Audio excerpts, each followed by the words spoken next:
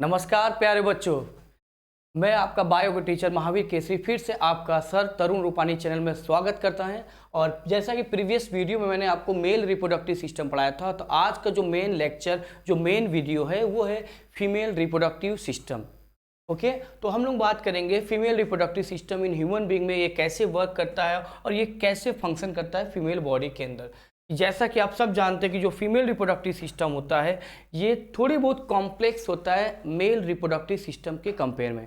मतलब male reproductive system के compare से अगर हम इसकी कंपेरिजन करें तो फीमेल रिप्रोडक्टिव सिस्टम थोड़ा सी कॉम्प्लेक्स है। तो देखो, फीमेल रिप्रोडक्टिव सिस्टम में अगर आप देखेंगे तो जो मेन इसमें होता है, पहला है पेयर ऑफ ओवरीज। ठीक, तो फीमेल रिप्रोडक्टिव सिस्टम में पेयर में ओवरी होते हैं और सबसे इंपॉर्टेंट जो फीमेल रिप्रोडक्टिव सिस्टम होता है ये फीमेल बॉडी के अंदर होता है, जबकि मेल रिप्रोडक्टिव सिस्टम मैंने आपको बताया था ये मेल रिप्रोडक्टिव सिस्टम बॉडी के बाहर टिक यानी हैंगिंग स्ट्रक्चर होता है, लेकिन फीमेल रिप्रोडक्टिव सिस्टम पूरी तरह बॉडी के अंदर पाया जाता है, विद इन द बॉडी होता है। इज दैट क्लियर ना? तो पहला इसमें होता है ओवरी, इसमें एक पेयर ओवरी होते हैं। इसके अलावा इसमें पेयर ऑफ ओविडक्ट। ओविडक्ट को नॉर्मली हम फेलोपियन ट्यूब या इसका एक और नाम आप चाहो तो लिख लो, इसका दूसरा नाम है यूटराइन ट्यूब। इसे हम this is also known as uterine tube, इसे हम यूटराइन ट्यूब कहते हैं। फेलोपियन ट्यूब, ओविडक्ट या यूटराइन ट्यूब, जिसके अंदर ओवा या एग होते हैं और वो रिलीज होता है जब ओवरी oogenesis प्रोसेस के दौरान ओवा या एग रिलीज करता है, तो वो ओवा या एग जो होता है वो हमारे फेलोपियन ट्यूब में आता है। कैसे आता है उसको हम आगे डिस्कस करेंगे। इसके बाद ये देखिए, आपको एक चीज और दिख रहा होगा, वो है पियर शेप्ड। ये है हमारा पियर शेप्ड। तो पियर शेप्ड इस आपका क्या दिख रहा है? यूट्रस दिख रहा है। यूट्रस हमेशा पियर शेप्ड होता है, लेकिन वास्तव में ये पियर शेप होता है, लेकिन इसे बोलते हैं इनवर्टेड। क्या बोलते हैं? Inverted pear shaped. ये हमारा यूट्रस जो होता है ये इन्वर्टेड फॉर्म में होता है, जैसे नाशपाती हमारा होता है, पियर माने नाशपाती होता है, आप सब जानते हैं। तो नाशपाती का स्ट्रक्चर आप उल्टा कर दो तो ये इन्वर्टेड पियर शेप्ड यूट्रस होता है। ठीक, और यूट्रस का दूसरा नाम आप सब जानते हो वुम्ब होता है, इसको दूसरे नाम से भी बोलते हैं, इसको हम वुम्ब भी बोलते हैं। और इसके अलावा इसी के अंदर क्या होता है? एम्ब्रियो का डेवलपमेंट होता है आफ्टर द फर्टिलाइजेशन। फर्टिलाइजेशन के बाद जो एम्ब्रियो बनता है, फर्टिलाइजेशन के बाद जाइगोट बनेगा, जाइगोट के बाद क्या बनेगा? एम्ब्रियो। तो ये एम्ब्रियो पूरी तरह कहाँ डेवलप होगा? ये पूरी तरह फीमेल बॉडी के यूट्रस में डेवलप होता है। इसके बाद इसका जो एक्सटर्नल पार्ट दिख रहा है आपको, एक है वेजाइना, ये भी फीमेल का पार्ट है। और वेजाइना एक ऐसा पार्ट है जहां पर ये जो है वेजाइना पार्ट होता है, ये मेनली मैटिंग के दौरान फीमेल बॉडी के अंदर पेनिस को रिसीव करता है और इसी वेजाइना में स्पर्म का डिस्चार्ज होता है। जो मेल बॉडी होता है अपने स्पर्म को वेजाइना के थ्रू डिस्चार्ज करता है। ओके, तो वेजाइना ये बाहर का पार्ट हो गया। और इसके बाद सबसे इंपॉर्टेंट ये वल्वा और आउटर मोस्ट पार्ट। वल्वा जो होता है ये आउटर मोस्ट पार्ट होता है। वल्वा फीमेल बॉडी का एक आउटर मोस्ट पार्ट होता है, इसको हम एक्सटर्नल जेनेटालिया भी बोलते हैं। एक्सटर्नल जेनेटालिया में मेनली जो आपका वल्वा होता है, देखो वल्वा जो होता है ये वल्वा के भी दो पार्ट होते हैं। वैसे वल्वा जो है अपने आप में एक्सटर्नल जेनेटालिया पार्ट है और ये दो पार्ट से घिरा होता है। एक होता है आपका लेबिया माइनोरा,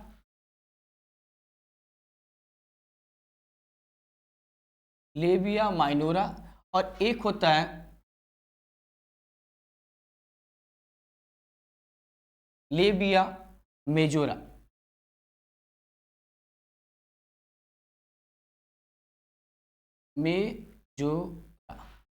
तो वल्वा में दो पार्ट दिख रहा है, labia minora, labia majora.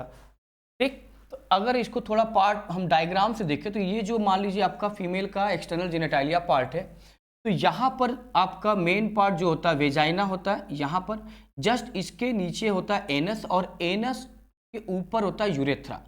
Anus के ऊपर होता है यूरेथ्रा, ध्यान दीजिएगा। ठीक, तो ये हमारा सबसे नीचे एनस होगा, वेजाइना होगा, वेजाइना के ऊपर होता है यूरेथ्रा। तो वेजाइना के ऊपर होता है यूरेथ्रा। तो वल्वा के दो पार्ट होते हैं, पहला लेबिया मेजोरा, दूसरा लेबिया माइनोरा। तो ये अगर डायग्राम से भी समझे तो ये एक पार्ट देखिए फिर से, तो एक सबसे पार्ट होगा वेजाइना, वेजाइना के नीचे हमारा एनस और इसके जस्ट ऊपर होता है यूरेथ्रा। साइड में एक ऐसे लेयर होता है जिसको हम बोलते हैं लेबिया माइनोरा। फिर इसके ऊपर एक और होता है लेयर जिसको बोलते हैं लेबिया मेजोरा। तो ये जो पार्ट दिख रहा है ये होता हमारा लेबिया माइनोरा। और एक और पार्ट होता है जिसको हमने बोला लेबिया मेजोरा। ठीक, इसको हम लोग लेसर लिप्स बोलते हैं, लेसर लिप्स। ठीक है, क्योंकि एक फोल्ड लाइक स्ट्रक्चर होता है, ये फोल्ड बहुत ही ज़्यादा माइन्यूट फोल्ड लाइक स्ट्रक्चर होता है। इस फोल्ड लाइक स्ट्रक्चर को हम लेसर लिप बोलते हैं, लेसर लिप, LIP। तो ये लेसर लिप होता है, जबकि आपका जो लेबिया मेजोरा होता है इसको हम ग्रेटर लिप्स बोलते हैं, इसको हम ग्रेटर लिप्स बोलते हैं। ठीक है, तो ध्यान दीजिएगा जो वल्वा पार्ट होता है, वल्वा पार्ट, वल्वा में भी दो पार्ट दिखता है, एक होता है लेबिया मेजोरा, एक होता है लेबिया माइनोरा।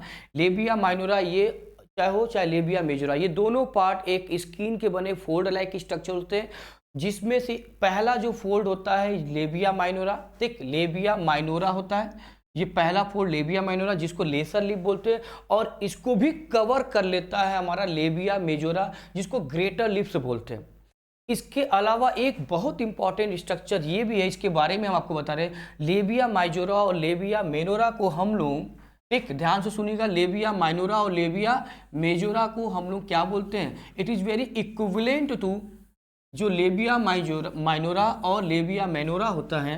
ठीक है, लेबिया माइनोरा और लेबिया मेजोरा ये इक्विवेलेंट होता है। किसके इक्विवेलेंट होता है? दोनों वल्वा के जो दो पार्ट है, लेबिया माइनोरा और मैंने दूसरा बताया लेबिया मेजोरा, ये दोनों पार्ट इक्विवेलेंट होता है। Both part are equivalent to scrotum. किसके इक्विवेलेंट होता है? जोर से बोलिए, ठीक, इक्विवेलेंट। ये इक्विवेलेंट होता है यानी सिमिलर होता है, कुछ हद तक इक्विवेलेंट होता है। मेल का जो मेल रिप्रोडक्टिव सिस्टम का जो स्क्रोटम होता है उसके इक्विवेलेंट इसको माना गया, इक्विवेलेंट टू स्क्रोटम। ये स्क्रोटम के इक्विवेलेंट होता है। एक मेल में जो स्क्रोटम होता है, जो पाउच लाइक स्ट्रक्चर होता है, तो ये इसके इक्विवेलेंट होता है। इसके अलावा एक और इम्पॉर्टेंट है जो इसी पार्ट्स का है यानी वल्वा पार्ट का है, वो भी देख लेते हैं हम लोग। जैसा मैंने डायग्राम में आपको बताया कि सबसे पहले क्या होता है, ये मान लीजिए वेजाइना का पोर्शन है, ओपन पार्ट, फिर नीचे एनस होता है, इसके जस्ट ऊपर क्या होता है, इसके जस्ट ऊपर यहाँ पर हमारा यूरेथ्रा होता है। ध्यान दीजिएगा, यहाँ पर ये यूरेथ्रा, और इसके अलावा यहाँ पर क्या होता है, मैंने बताया यहाँ पर एक लेबिया माइनोरा होगा और इसकी जस्ट कवर कर लेता है लेबिया मेजोरा। ठीक, तो ये हो गया मान लीजिए यूरेथ्रा, ये हो गया यूरेथ्रा, ये यूरेथ्रा हो गया। सपोज ये हमारा फीमेल का वेजाइना पार्ट हो गया, ठीक, और ये हमारा एनस हो गया, ये एनस। ठीक, तो यूरेथ्रा के एकदम अपर मोस्ट एंगल पर, या ये बोलो यूरेथ्रा के अपर मोस्ट एंगल पर, या लेबिया मेजोरा और लेबिया माइनोरा के एकदम अपर मोस्ट एंगल पर, लेबिया मेजोरा और लेबिया माइनोरा के अपर मोस्ट एंगल पर, और यूरेथ्रा के एकदम फ्रंट पर, यूरेथ्रा का जो फ्रंट होता है, यूरेथ्रा का फ्रंट पर एक स्ट्रक्चर मिलता है। यहाँ पर एक स्ट्रक्चर होता है जिसका नाम दिया गया, इस फ्रंट पर एक स्ट्रक्चर होता है जिससे बोलते हैं क्लाइटोरिस। क्या बोलते हैं? Clitoris, CLITORIS। तो ये हमारा क्लाइटोरिस होता है, थोड़ा साफ कर देते हैं इसको, ये क्लाइटोरिस होता है।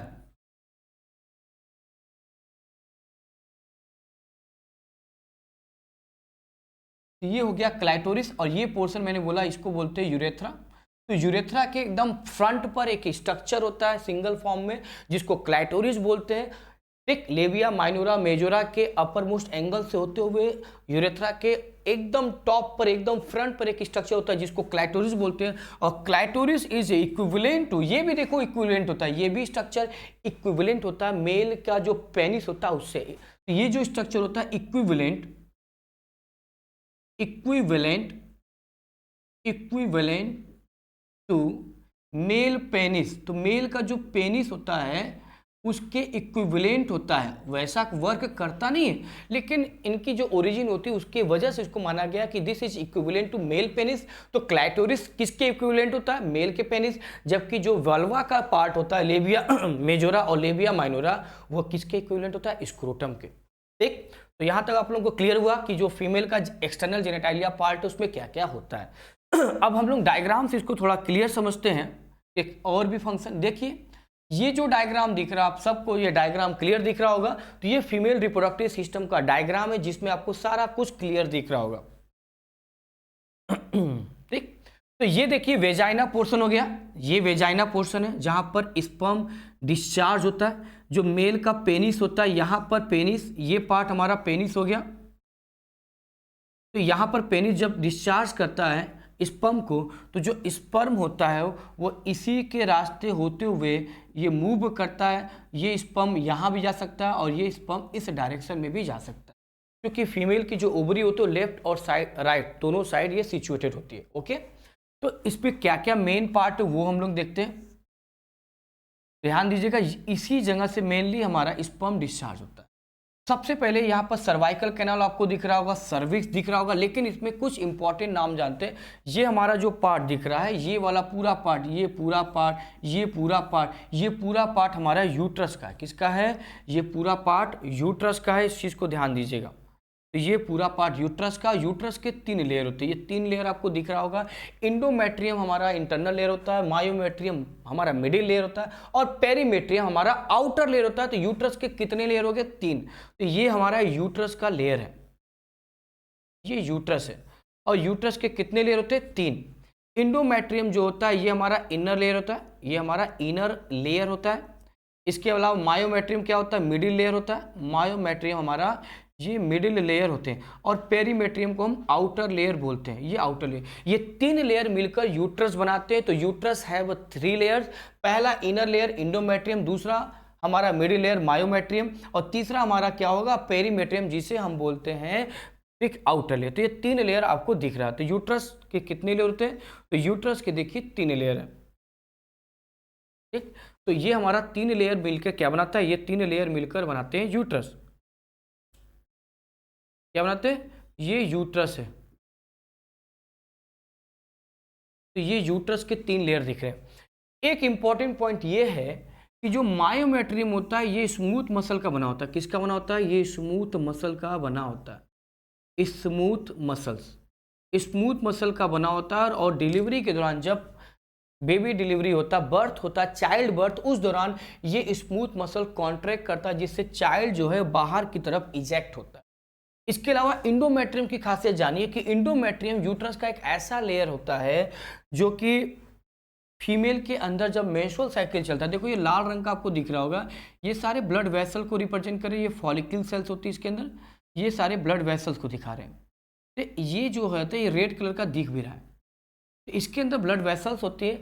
जब कोई फीमेल पहली बार मेंस्ट्रुअल साइकिल में जाती है, यानी जब कोई फीमेल प्यूबर्टी अटेंड करती है, प्यूबर्टी हर फीमेल में जो होती है, नॉर्मली जितनी भी फीमेल होती है उसकी प्यूबर्टी कब आती है?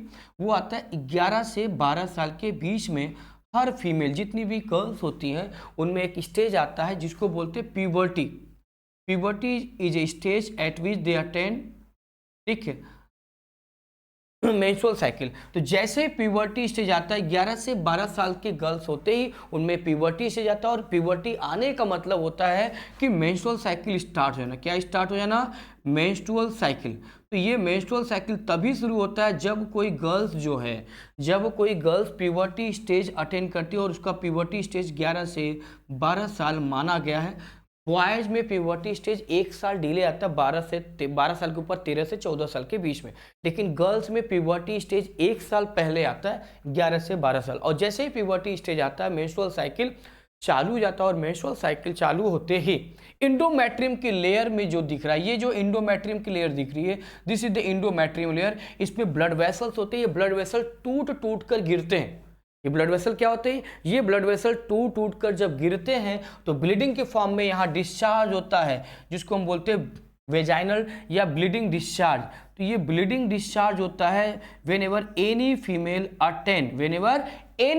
attain what puberty, as a result menstrual cycle will start। तो यहाँ ब्लीडिंग होगा और ये ब्लीडिंग वास्तव में इंडोमेट्रियम की लेयर होती है जो टूट टूट कर गिरती है, जिसको बोलते हैं शेडिंग ऑफ इंडोमेट्रियम। ये वास्तव में क्या होता है? हम इसको बोलते हैं शेडिंग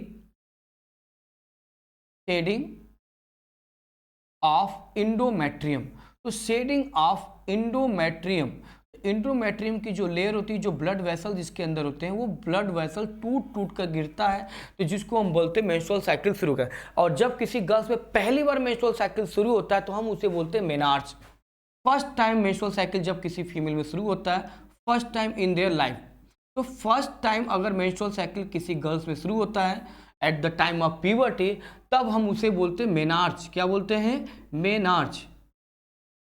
मेनार्च बोलते हैं। अगर आपको आता है तो कमेंट में जरूर बताइएगा कि सर हमें आता है। तो मेनार्च, तो ये हमारा मेनार्च हो गया। और मेनार्च में आर्च का मतलब ही होता है स्टार्ट करना, इनिशिएट करना। तो जब किसी गर्ल्स में पहली बार मेंस्ट्रुअल साइकिल शुरू होता है तो उसे हम बोलते हैं मेनार्च। और ये तब शुरू होता है जब कोई फीमेल प्यूबर्टी स्टेज को अटेंड करती है और 11 से 12 साल। एक इंटरेस्टिंग बात आपको बता रहे, शहर और यानी कि अगर हम अर्बन एरिया की बात करें और रूरल एरिया की बात करें, तो अर्बन एरिया में प्यूबर्टी स्टेज गर्ल्स में पहले आता है as compare to rural area. तो ये क्वेश्चन आता है, सर ऐसा कैसे? यहाँ भी गर्ल्स है, वही गर्ल्स वहाँ भी है, तो इतना बड़ा डिफरेंस क्यों? कि अर्बन एरिया में 1 साल पहले आता है मेंस्ट्रुअल साइकिल, 1 साल पहले आती प्यूबर्टी, और रूरल एरिया में 1 साल डिले आता। क्योंकि आप सब जानते हैं कि रूरल एरिया में थोड़े टेम्परेचर ठीक ठाक होते हैं, नॉर्मल होते हैं, ठीक, यानी वहाँ के टेम्परेचर कम होते हैं जितना कि अर्बन में इतना ज़्यादा पॉपुलेशन होता है, प्लस पॉल्यूशन होता है, गर्मी ज़्यादा होती है, तो जिसकी वजह से यहाँ पर हीट ज़्यादा होता है अर्बन एरिया में। और अर्बन एरिया में गर्ल्स में 1 साल पहले प्यूबर्टी आता है, जबकि रूरल एरिया में 1 साल डिले आता है।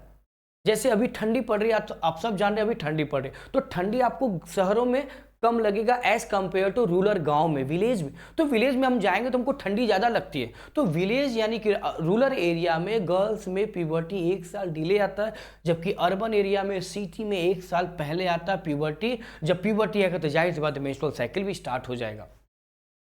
तो यहाँ कुछ इंपॉर्टेंट बेसिक पॉइंट आपको समझा कि इंडोमेट्रियम का वर्क क्या होता है। तो ये प्यूबर्टी आने पर इसी की शेडिंग होती है, जो ब्लीडिंग के फॉर्म में होता है 3 से 5 दिन होता है। और मेंस्ट्रुअल साइकिल का जो टाइम होता है वो 28 से लेकर 29 डेज का होता है, और ये वेरी करता है 1 या 2 दिन का, ये वेरी करता है मेंस्ट्रुअल साइकिल। ठीक है, अब ये मेंस्ट्रुअल साइकिल एकदम डिटेल, ठीक है, डिस्कस करेंगे। फिलहाल हम इसके और स्ट्रक्चर की बात करेंगे।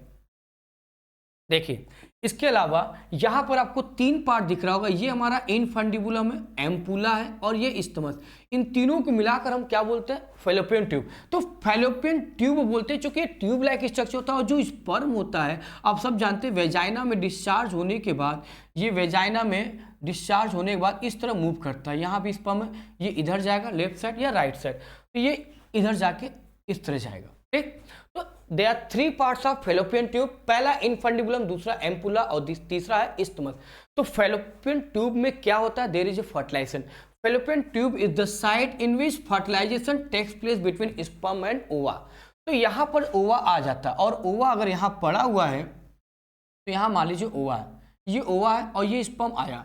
तो जब ये स्पर्म आया तो ये देखिए स्पर्म आया, अब यहाँ पर फर्टिलाइजेशन हुआ, तो यहाँ पर फर्टिलाइजेशन होगा।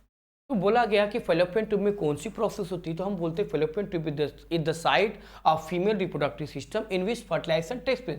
तो नॉर्मली फर्टिलाइजेशन कहाँ होता है? नॉर्मली फर्टिलाइजेशन होता है fallopian tube, and fallopian tube के 3 पार्ट होते हैं। पहला है आपका इनफंडिबुलम, दूसरा हमारा एम्पुला है और तीसरा हमारा इस्थमस है।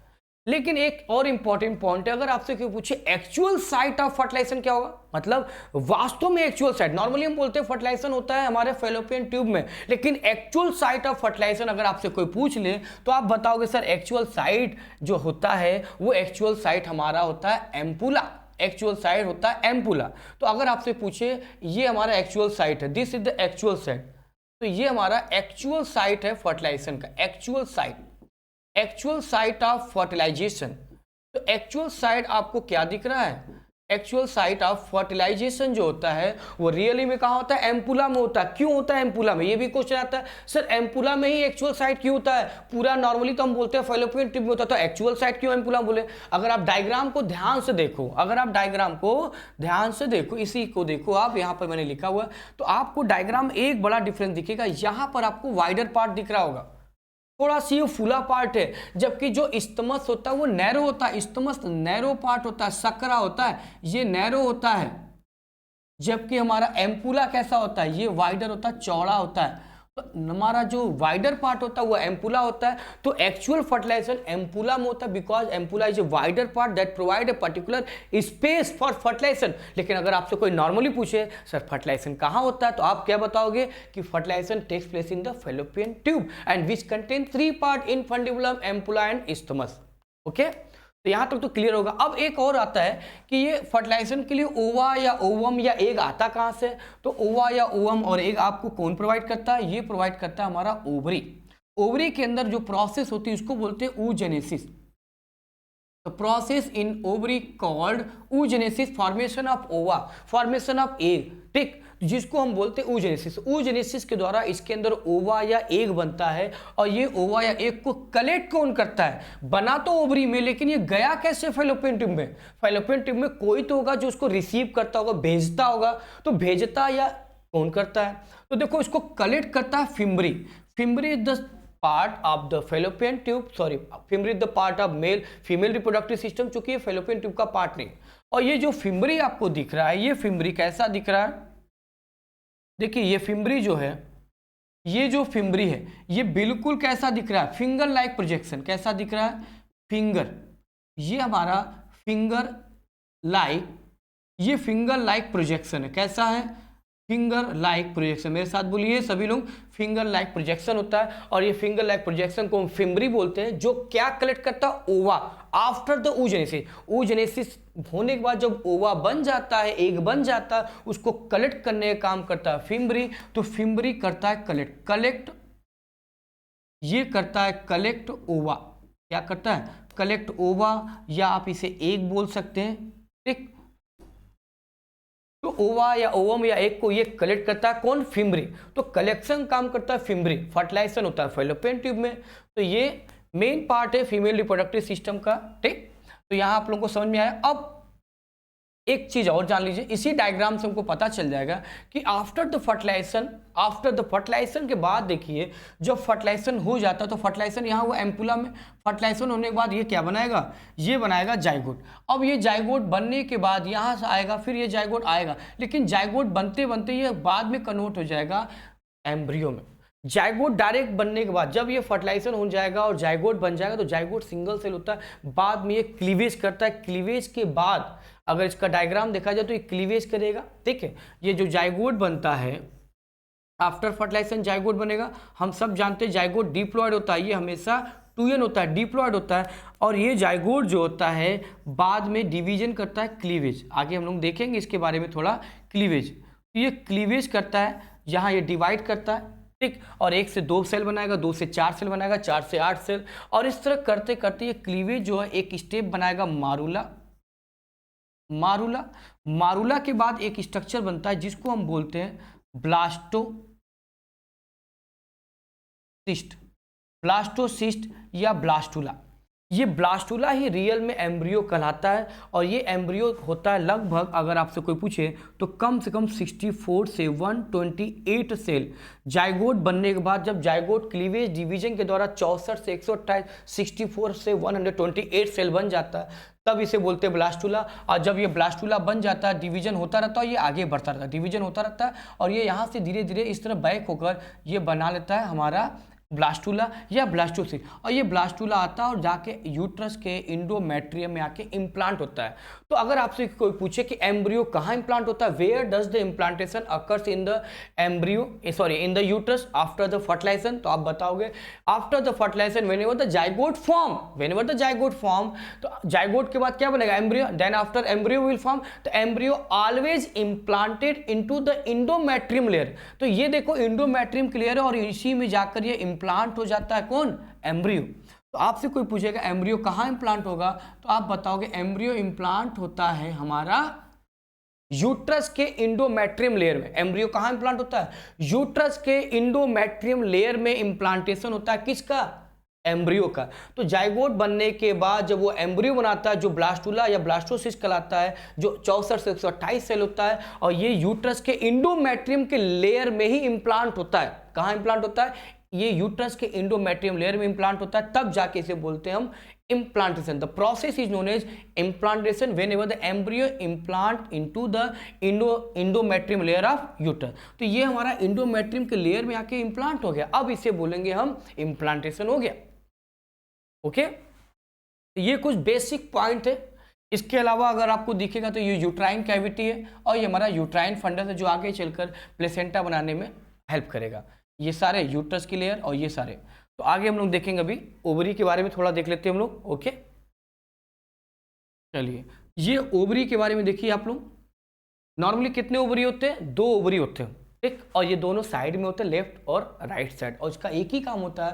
क्या काम होता है, फॉर्मेशन ऑफ एग बनाने का काम होता है। ओवा या एग बनाता है। और मैंने शुरू से बोला कि फीमेल बॉडी के अंदर, female reproductive system female body के अंदर होता है, ठीक, विद इन द बॉडी। तो यहाँ टेम्परेचर का कोई इशू नहीं, जैसा कि मेल रिप्रोडक्टिव सिस्टम में टेम्परेचर का इशू होता है, ठीक है। तो यहाँ टेम्परेचर का कोई दिक्कत नहीं। नॉर्मली यहाँ पर एक लिखा हुआ 1 एग मैच्योर होता है, ठीक, ईच ओवरी में। हर मंथ जब मेंस्ट्रुअल साइकिल चलता है तो मेंस्ट्रुअल साइकिल के दौरान या तो लेफ्ट ओवरी एक्टिवेट होगा या तो राइट ओवरी एक्टिवेट होता है। ऐसा नहीं कि दोनों ओवरी एक साथ एक्टिवेट हो, हमेशा दोनों ओवरी में से चाहे तो राइट वाला एक्टिवेट हो चाहे तो लेफ्ट वाला एक्टिवेट हो, कोई 2 ओवरी में से एक ही ओवरी एक्टिवेट होता है हर मेंस्ट्रुअल साइकिल में, ठीक है। और मैंने बताया मेंस्ट्रुअल साइकिल 28 से 29 दिन में होता है। अभी हम और इसका डिटेल आपको आगे पढ़ाएंगे। तो ये एक चीज और है कि जो फीमेल के अंदर जो एग या ओवा होता है उसका नंबर कितना होता है, तो ये नंबर देखिए ये होता है 300,000 to 400,000, इतने ज़्यादा ये ओवा या एग बनते हैं, ठीक। तो इतने ज़्यादा ओवा या एग बनते हैं और हर मेंस्ट्रुअल साइकिल में कम से कम 1000 एग जो है वो बेकार होते जाते हैं। और नॉर्मली जब कोई लड़की या कोई गर्ल्स प्यूबर्टी अटेन करती, at the time of puberty, जब प्यूबर्टी अटेन करती, मेंस्ट्रुअल साइकिल शुरू हो जाता है, तब उसके अंदर जो फॉलिकल सेल्स होती है, ये देखो फॉलिकल सेल दिख रहा है आपको, ये अंदर फॉलिकल सेल्स होती है। किसके अंदर होती हैं, ये हमारे मेच्योर एग, जो एग होता है, एग के अंदर एग के अंदर फॉलिकल सेल्स होती है, लेकिन मेच्योर होने के बाद फॉलिकल सेल्स होती है। तो ये फॉलिकल सेल, इसी फॉलिकल सेल से ही बनता है ओवा या एग। तो नॉर्मली जो एग होता है बाय बर्थ देखा जाए तो वो 300,000 to 400,000, लेकिन प्यूबर्टी होने के साथ, जब प्यूबर्टी होता है, मेंस्ट्रुअल साइकिल शुरू होता है, तो ये एग घटता जाता है। एग की जो संख्या होती है, ओवा की जो संख्या होती है, वो घटती चली जाती है। क्या होती है, घटती चली जाती है। तो यहाँ पर आपको दिखेगा ग्रेफिन फॉलिकल, ये क्या होता है वो अभी हम आपको आगे बताएंगे क्या होता है ग्रेफिन फॉलिकल, क्या होता है, ठीक है, फॉलिकल सेल। लेकिन आपको एक चीज बताया, oogenesis is the process in which ova will form. oogenesis क्या होता है, तो देखो oogenesis फीमेल बॉडी के ओवरी के अंदर चलता है और जहाँ पर हमको ओवा या एग मिलता है, ओवा या एग बनता है। और एक इंटरेस्टिंग बात ये है कि जो oogenesis होता है, नॉर्मली हम क्या बोलेंगे, 1 एग या 1 ओवा विल प्रोड्यूस, 1 एग या 1 ओवा विल प्रोड्यूस। लेकिन फीमेल बॉडी के अलावा अगर हम बात करें मेल बॉडी की, तो मेल बॉडी में बहुत ज़्यादा ह्यूज नंबर है ना, मिलियन ऑफ स्पर्म बनता है। लेकिन फीमेल में क्या होता है, एक ही ओवा या एग बनता है। तो जो मेल बॉडी से जब स्पर्म डिस्चार्ज होता है तो मिलियंस में डिस्चार्ज होता है, लेकिन फीमेल बॉडी के अंदर जो oogenesis होता है, यहाँ एक ही ओवा या एग बनता है। एक ओवा और एक के लिए, एक ओवा या एक के लिए मिलियन ऑफ स्पर्म की रिक्वायरमेंट होती है, जहां पर फर्टिलाइजेशन हो जाता है। ओके, तो ओवरी कितने होते हैं? ये ओवरी हमारे टोटल 2 होते हैं। ये आपको क्लियर हो गया कि ओवरी टोटल 2 होते हैं, ठीक है। तो ये ओवरी टोटल, ये ओवरी हमको दिखा टोटल 2 होते हैं। oogenesis आपको समझ में आया? थोड़े से अगर oogenesis के बारे में और हम लोग डिस्कस करें, ठीक है, तो देखो क्या होता है ये oogenesis। देखो ये फीमेल बॉडी के ओवरी के अंदर चलता है, हम बार बार आपको बता रहे हैं। इसमें एक थोड़ा सी इंपॉर्टेंट पॉइंट ये है कि यहाँ पर एक ही एग और ओवा बनता है, 1 एग या 1 ओवा। मैंने बार बार यही बोला, आप लोग भी सोचो सर बार बार एक ही बात क्यों बोल रहे हैं, लेकिन इसमें कुछ स्पेशल स्ट्रक्चर बनता है जिसे हम बोलते हैं पोलर बॉडी। क्या बोलते हैं? पोलर बॉडी बोलते हैं। ये पोलर बॉडी बनाते हैं, क्या बनाते हैं? ये पोलर बॉडी बनाते हैं। ये पोलर बॉडी जो होते हैं कम से कम 3 बनते हैं, 2 भी बनता है लेकिन एक एडिशनल बनता है, तो उसको हम बोलते हैं 3 पोलर बॉडी। और एक एग बना, एक ओवा, एक एग बनेगा या एक ओवा बनेगा, और 3 पोलर बॉडी। और ये पोलर बॉडी जो होते किसी काम के नहीं होते, ये फर्टिलाइजेशन में नहीं जाते, ठीक है। Not undergo, does not undergo what? Fertilisation, not undergo fertilisation, इसका कोई काम नहीं होता है, फिर भी ये बनते रहते हैं। नॉर्मली आप सब जानते हो, प्रीवियस वीडियो में मैंने आपको बताया था कि मियोसिस में एक मदर सेल से 4 डॉटर सेल बनते हो। और मियोसिस होता क्या? सिर्फ और सिर्फ रिप्रोडक्टिव ऑर्गन में, चाहे वो मेल हो चाहे वो फीमेल हो। तो जब मियोसिस होता है तो आपको पता होगा कि मियोसिस में क्या होता है, अगर ये डिप्लॉयड सेल है तो इसमें कितने, अगर इसको मदर सेल मान ले, सपोज ये हमारा मदर सेल है, ये हमारा क्या है? मदर सेल है, ये है मदर सेल। और ये मदर सेल कहाँ जाएगा? oogenesis में जाएगा, यानी मियोसिस में जाएगा। क्योंकि मियोसिस कहाँ होता है? जर्म सेल में होता है। जर्म सेल कहाँ होता है? रिप्रोडक्टिव ऑर्गन में होता है। ये बात अलग है कि माइटोसिस भी होता है, लेकिन माइटोसिस के बाद श्योरली रिप्रोडक्टिव ऑर्गन के अंदर मियोसिस होगा, जहां पर एक मदर सेल से कितने डॉटर सेल मिलते हैं? 4 मिलते हैं। एक मदर सेल से कितने डॉटर सेल मिलते हैं? 4 मिलते हैं। ये चारों के चारों विल बी हैप्लॉइड। ये चारों जो होते हैं हाफ नंबर ऑफ क्रोमोसोम होंगे। और अब इसे हम बोलेंगे हैप्लॉइड। ये हैप्लॉइड बना। मैंने प्रीवियस वीडियो में आपको बताया था कि क्या होता है हैप्लॉइड, क्या होता है डिप्लॉइड। तो यहाँ एक मदर सेल से कितने डॉटर सेल बने? 4 बने। यही सेम स्पर्मेटोजेनेसिस में होता था, लेकिन वहाँ सारे स्पर्म एक्टिव थे। लेकिन यहाँ पर क्या होगा? यहाँ पर 4 में से एक डॉटर सेल, 4 में से एक जो डॉटर सेल है वो बन जाएगा ओवा, वो बन जाएगा हमारा ओवा, या इसी को हम बोलेंगे एग बन जाएगा। बाकी 3 जो आपको दिख रहे हैं, ये 3 बन जाएंगे पोलर बॉडी। क्या बन जाएंगे? ये बन जाएंगे पोलर बॉडी, जिसका कोई यूज नहीं है। ये पोलर बॉडी बाद में क्या हो जाएंगे? डीजनरेट हो जाएंगे, इसका कोई यूज नहीं होता है, ये फर्टिलाइजेशन नहीं आते। तो फीमेल बॉडी के अंदर जान लीजिएगा, जब भी oogenesis होगा तो हमेशा पोलर बॉडी भी बनते हैं और एक ओवा ही बनेगा, एक ओवा या एक एग बनेगा, बाकी पोलर बॉडी डीजनरेट हो जाता है। तो एक मियोसिस में अगर देखा जाए, एक मदर सेल से 3 पोलर बॉडी बना और एक ओवा या एग बना। तो नॉर्मली फीमेल बॉडी में अगर लेफ्ट ओवरी हो रहा है तो उसमें भी एक ओवा या एग बनेगा, राइट ओवरी होगा तो उसमें भी एक एग या ओवा बनेगा। लेकिन हर मंथ में कोई एक ही ओवरी एक्टिवेट होगा, ऐसा नहीं कि दोनों ओवरी से ये दोनों प्रोसेस होगा। तो किसी एक ओवरी में ही oogenesis होगा। अगर लेफ्ट ओवरी होगा तो अगले मंथ राइट ओवरी। ठीक है, तो चलिए आगे हम लोग डिस्कस करते हैं। देखो ये तो मैंने आपको पहले ही बता दिया कि है क्या। 2 ओविडक्ट होता है जिसको फैलोपियन ट्यूब या यूट्राइन ट्यूब कहते हैं, और उसकी साइज और लंबाई देखी जाए तो 12 सेंटीमीटर होती है। ठीक है, कितनी होती है? 12 सेंटीमीटर ये लंबा होता है। ठीक, और ये फनल शेप होता है। फनल शेप, फनल आप देख रहे हो कैसा दिख रहा था, अभी डायग्राम देखे तो आप, तो कैसा दिख रहा था? फनल की तरह दिख रहा था कि नहीं आप लोगों को? देखो ये डायग्राम, ये फनल की तरह दिख रहा है ना आपको? ये डायग्राम देखिए, ये फनल शेप, तो ये हमारा बिल्कुल फनल की तरह दिख रहा है। फनल की तरह दिख रहा है ना, ये पूरा स्ट्रक्चर फनल शेप दिख रहा है, इसीलिए इसको बोला गया ये फनल शेप होता है।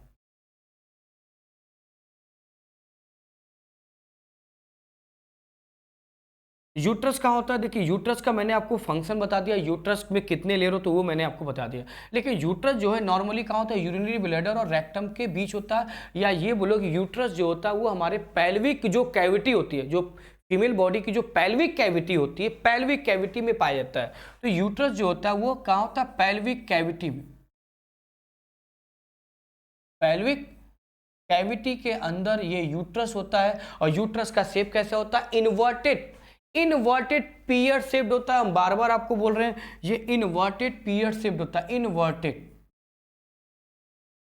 Inverted pear shaped, pear shaped, तो ये इन्वर्टेड पियर शेप होता है। ओके, बाकी एक इंपॉर्टेंट पॉइंट है वेजाइना का, तो वो भी हम लोग देख लेते हैं। वेजाइना, क्योंकि वेजाइना फीमेल बॉडी का अगर देखा जाए तो एक्सटर्नल पार्ट होता है, और वेजाइना जहाँ पर यूट्रस खत्म होता है, यूट्रस का जो सबसे नैरो एंड होता है, जहाँ से यूट्रस स्टार्ट होता है, ठीक, यूट्रस का सबसे निचला पोर्शन, तो वहाँ से वेजाइना शुरू होता है। वहाँ से क्या शुरू होता है? वेजाइना पोर्शन शुरू होता है, और वेजाइना इज द साइड, ठीक है, एट विच मेल पार्टनर, एट विच, ठीक है, जो मेल रिप्रोडक्टिव सिस्टम का पेनिस होता है वो वहां पर स्पर्म को डिस्चार्ज करता है। स्पर्म को डिस्चार्ज इसी वेजाइना पोर्शन में किया जाता है। ये मस्कुलर ट्यूब होता है, और एक बड़ा इंटरेस्टिंग, इसके अंदर इलास्टिसिटी बहुत ज़्यादा होता है।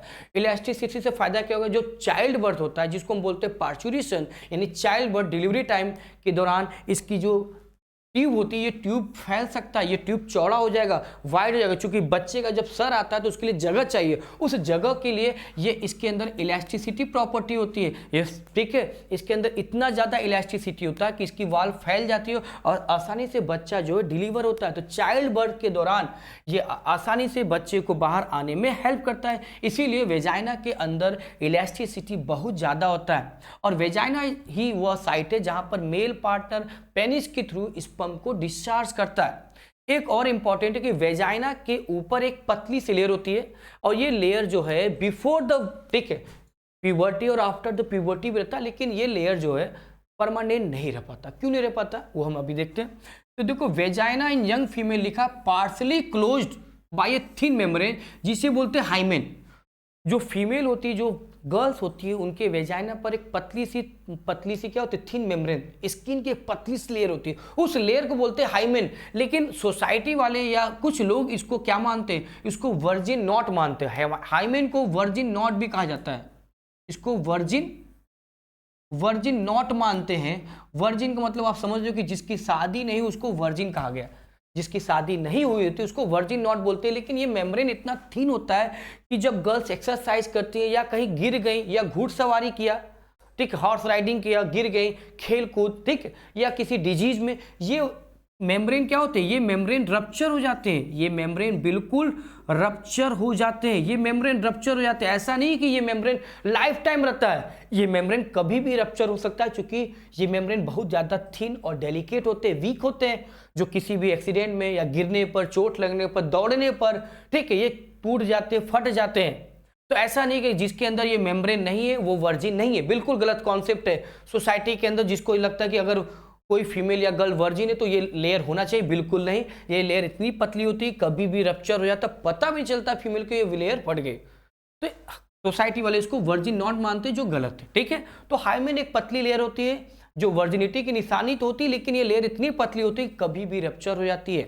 ओके, चलिए नेक्स्ट हम लोग आगे देखते हैं। ये है वल्वा। तो वल्वा में मैंने आपको बता ही दिया कि वल्वा का फंक्शन क्या होता है, तो इसको हम लोग छोड़ देते हैं। अब हम लोग सबसे मेन बात करेंगे हार्मोन से भी पहले मेंस्ट्रुअल साइकिल और प्यूबर्टी, तब हम लोग हार्मोन्स की बात करेंगे, ठीक। तो प्यूबर्टी मैंने आपको बताया कि फीमेल में प्यूबर्टी 1 साल पहले आता है एज कंपेयर टू बॉयज। तो देखिए एज लिखा हुआ, ये जो एज लिखा हुआ है बुक में वेरी करता है, किसी में 10 साल लिखा है, किसी में 11 साल। तो 10 से 11 साल में ये गर्ल्स में आता है प्यूबर्टी, और प्यूबर्टी आने का मतलब होता है कि उसके अंदर सेकेंडरी सेक्सुअल कैरेक्टर डेवलप होकर, जब किसी गर्ल्स के अंदर प्यूबर्टी आता है तो मेंस्ट्रुअल साइकिल भी स्टार्ट हो जाएगा। क्या स्टार्ट हो जाएगा? Menstrual cycle will also start whenever the puberty has come in female, तो उसमें मेंस्ट्रुअल साइकिल भी स्टार्ट हो जाएगा। और इसके अलावा सेकेंडरी सेक्सुअल कैरेक्टर क्या हो जाएगा? सेकेंडरी सेक्सुअल कैरेक्टर भी डेवलप होता है, secondary sexual character. Secondary sexual character also will develop, secondary sexual character also develop. Secondary sexual character का मतलब क्या है, आप समझ रहे हो? सेकेंडरी सेक्सुअल कैरेक्टर का मतलब ये होता है ब्रेस्ट का डेवलपमेंट, ठीक है। इसके अलावा आर्म जो पीठ होते हैं, ये वाला पोर्शन, आर्म पीठ पर हेयर आना, ठीक, आर्म पीठ पर बाल्स को ग्रो करना। फीमेल रिप्रोडक्टिव सिस्टम जो होता है वहां पर कुछ हेयर आने लगते हैं, जिसको बोलते हैं हम लोग मॉन्स प्यूबिस बोलते हैं। सेकेंडरी सेक्सुअल कैरेक्टर में मेमोरी ग्लैंड का डेवलपमेंट होना, ब्रेस्ट का डेवलपमेंट होना, इसके अलावा हेयर का डेवलपमेंट होना, आर्म पीठ का डेवलपमेंट होना, ये सेकेंडरी सेक्सुअल कैरेक्टर की कुछ सिम्टम है, कुछ लक्षण है। और इसके अलावा मेंस्ट्रुअल साइकिल का स्टार्ट होना सबसे बड़ा इसका फैक्टर है। और बॉयज में मैंने आपको बताया, और ये भी मैंने बताया कि गर्ल्स में 1 साल पहले आता है बॉयज के कंपेयर में, और एक चीज गर्ल्स में अर्बन एरिया में जल्दी आता है, ये मैंने पहले ही डिस्कस कर दिया। अब एक चीज इसमें समझना है, ये प्यूबर्टी के अलावा मेंस्ट्रुअल साइकिल की हम बात करेंगे। देखो मेन सबसे अधिक सबको कंफ्यूजन कहाँ होता है, मेंस्ट्रुअल साइकिल में। ठीक, menstrual cycle normally menstrual cycle तब शुरू होता है जब प्यूबर्टी आती है। सबको पता है प्यूबर्टी आने पर मेंस्ट्रुअल साइकिल शुरू होगा। अगर किसी गर्ल्स में प्यूबर्टी हो गया और मेंस्ट्रुअल साइकिल नहीं चल रहा, पता चल रहा है कि मेंस्ट्रुअल साइकिल चली नहीं, वो लड़की 12 साल 13 साल क्रॉस करके 14 साल हो गया, 15 साल हो गया, फिर भी मेंस्ट्रुअल साइकिल नहीं आया, तो क्या ऐसी गर्ल्स कभी जेनेटिकली कभी मदर बन पाएंगी? बिल्कुल नहीं, वो मदर नहीं बन पाएंगी। इसका मतलब उनके अंदर स्टेरिलिटी आ गया, वो इनफर्टाइल हो गई। तो जब अगर मेंस्ट्रुअल साइकिल नहीं चल रहा है तो इसका मतलब वो कभी भी मदर नहीं बन पाएंगे। तो मेंस्ट्रुअल साइकिल चलना है जरूरी। अगर वो मेंस्ट्रुअल साइकिल नहीं चल रहा है तो इसका मतलब वो कभी भी मदर नहीं बन पाएंगे। ठीक है, तो मेंस्ट्रुअल साइकिल का मैंने बताया 28 से 28, ये वेरी करता है, 28 से 29 डेज, ये वेरी लिखा है, माइनर वेरिएशन। तो ये 2-3 दिन का भी वेरी कर जाता है। और इसमें क्या डिस्चार्ज होता है, ब्लीडिंग डिस्चार्ज होता है। मैंने बताया ना एंडोमेट्रियम ग्लैंड टूट टूट कर गिरती है, वो तो आपको समझ में आ गया होगा। लेकिन इसमें कुछ और भी कंडीशन वो हम लोग देख लेते हैं। जैसे मैंने बोला फर्स्ट टाइम जब किसी फीमेल में मेंस्ट्रुअल साइकिल शुरू होता है तो वो होता है मेनार्च। आप लोग तो ये जान ही रहे होगे, लेकिन अब आप वो नहीं जान रहे जो हम जान रहे हैं और आपको नहीं पता, वो हम बताने जा रहे हैं। ठीक, ये मेनार्च हो गया। दूसरा जो होता है, जैसा आप दिख रहा, मेंस्ट्रुअल साइकिल बंद कब होता है, जब कोई गर्ल्स यानी शादी के बाद जब फीमेल तो वो 45 से 50 साल 45 से 50 ईयर्स हो जाती है, जब उसकी एज 50 साल की हो जाती है तो मेंस्ट्रुअल साइकिल बंद हो जाता है, मेंस्ट्रुअल साइकिल नहीं चलता है। इसका मतलब एग ओवा रिलीज नहीं होगा, तब हम इसे बोलते हैं मेनोपॉज। क्या बोलते हैं, मेनोपॉज बोलते हैं। मेनोपॉज का मतलब अब मेंस्ट्रुअल साइकिल नहीं चलेगा, no menstrual cycle, no menstrual cycle, no menstrual cycle. अब ये कभी भी मदर नहीं बन पाएंगे क्योंकि मेनोपॉज 45 और 50 ईयर के बीच में हो जाता है। मेनोपॉज नॉर्मली 50 साल तक आते आते एज फीमेल के अंदर ये हो जाता है और उनमें मेंस्ट्रुअल साइकिल बंद हो जाता है। लेकिन कुछ और कंडीशन है वो हम लोग देख लेते हैं। देखिए जो आप नहीं जान रहे हो, ठीक है, एक कंडीशन होता है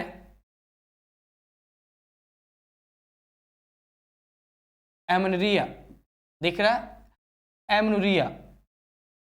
ये जो कंडीशन दिख रहा है, ये जो कंडीशन दिख रहा है एमेनोरिया, इस कंडीशन को बोलते हैं एमेनोरिया। और इसमें मेंस्ट्रुअल साइकिल जो है गर्ल्स में नहीं चलता। ए का मतलब ये होता है अब्सेंट। ए का मतलब क्या होगा यहाँ पर, ए का मतलब अब्सेंट होता है। कहीं भी बायोलॉजी के टर्म में अगर ए आगे आ गया, ए आगे आ गया, जैसे हम लोग 11 में सॉरी जैसे किसी भी टर्म में अगर ए लग गया बायो में तो वहां पर इसका मतलब वो अब्सेंट। तो यहाँ पर मेंस्ट्रुअल साइकिल नहीं चलता है। ठीक, ए का मतलब अब्सेंट, या अब्सेंस ऑफ क्या होगा, absence of menstrual cycle, absence of menstrual cycle. ऐसी भी गर्ल्स होती हैं जो प्यूबर्टी आने पर 13-14 साल 15 साल होने पर उनमें मेंस्ट्रुअल साइकिल नहीं चलता, तो उसे बोलते हैं हम एमेनोरिया। क्या बोलते हैं, एमेनोरिया। एक और टर्म है वो भी देख लेते हैं। दूसरा जो है एक और है वो है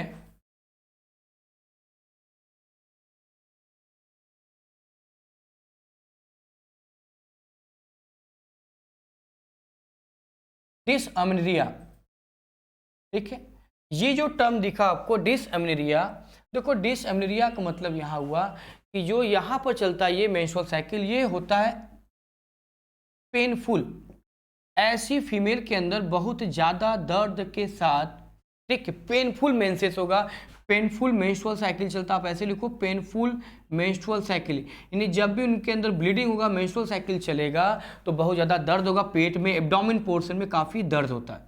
ठीक है, तो ये पेनफुल मेंस्ट्रुअल साइकिल होता है। कैसा होता है, ये पेनफुल मेंस्ट्रुअल साइकिल होता है। और एक टर्म होता है ओलिगोमेनरिया। तीसरा है ओलिगो, ओलिगोमेनरिया।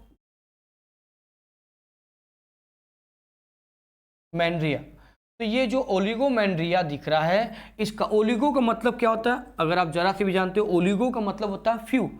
कहीं भी ओलिगो आ जाए, चाहे वो केमिस्ट्री हो चाहे बायो, आप सीधे बोलना सर ओलिगो मतलब फ्यू होता है। ओलिगो मतलब फ्यू, यानी ऐसे फीमेल के अंदर मेंस्ट्रुअल साइकिल रुक रुक कर चलता है, कंटिन्यू नहीं चलता है, इरेगुलर चलता है। कैसा चलता है, इनमें मेंस्ट्रुअल साइकिल इरेगुलर चलता है, इरेगुलर।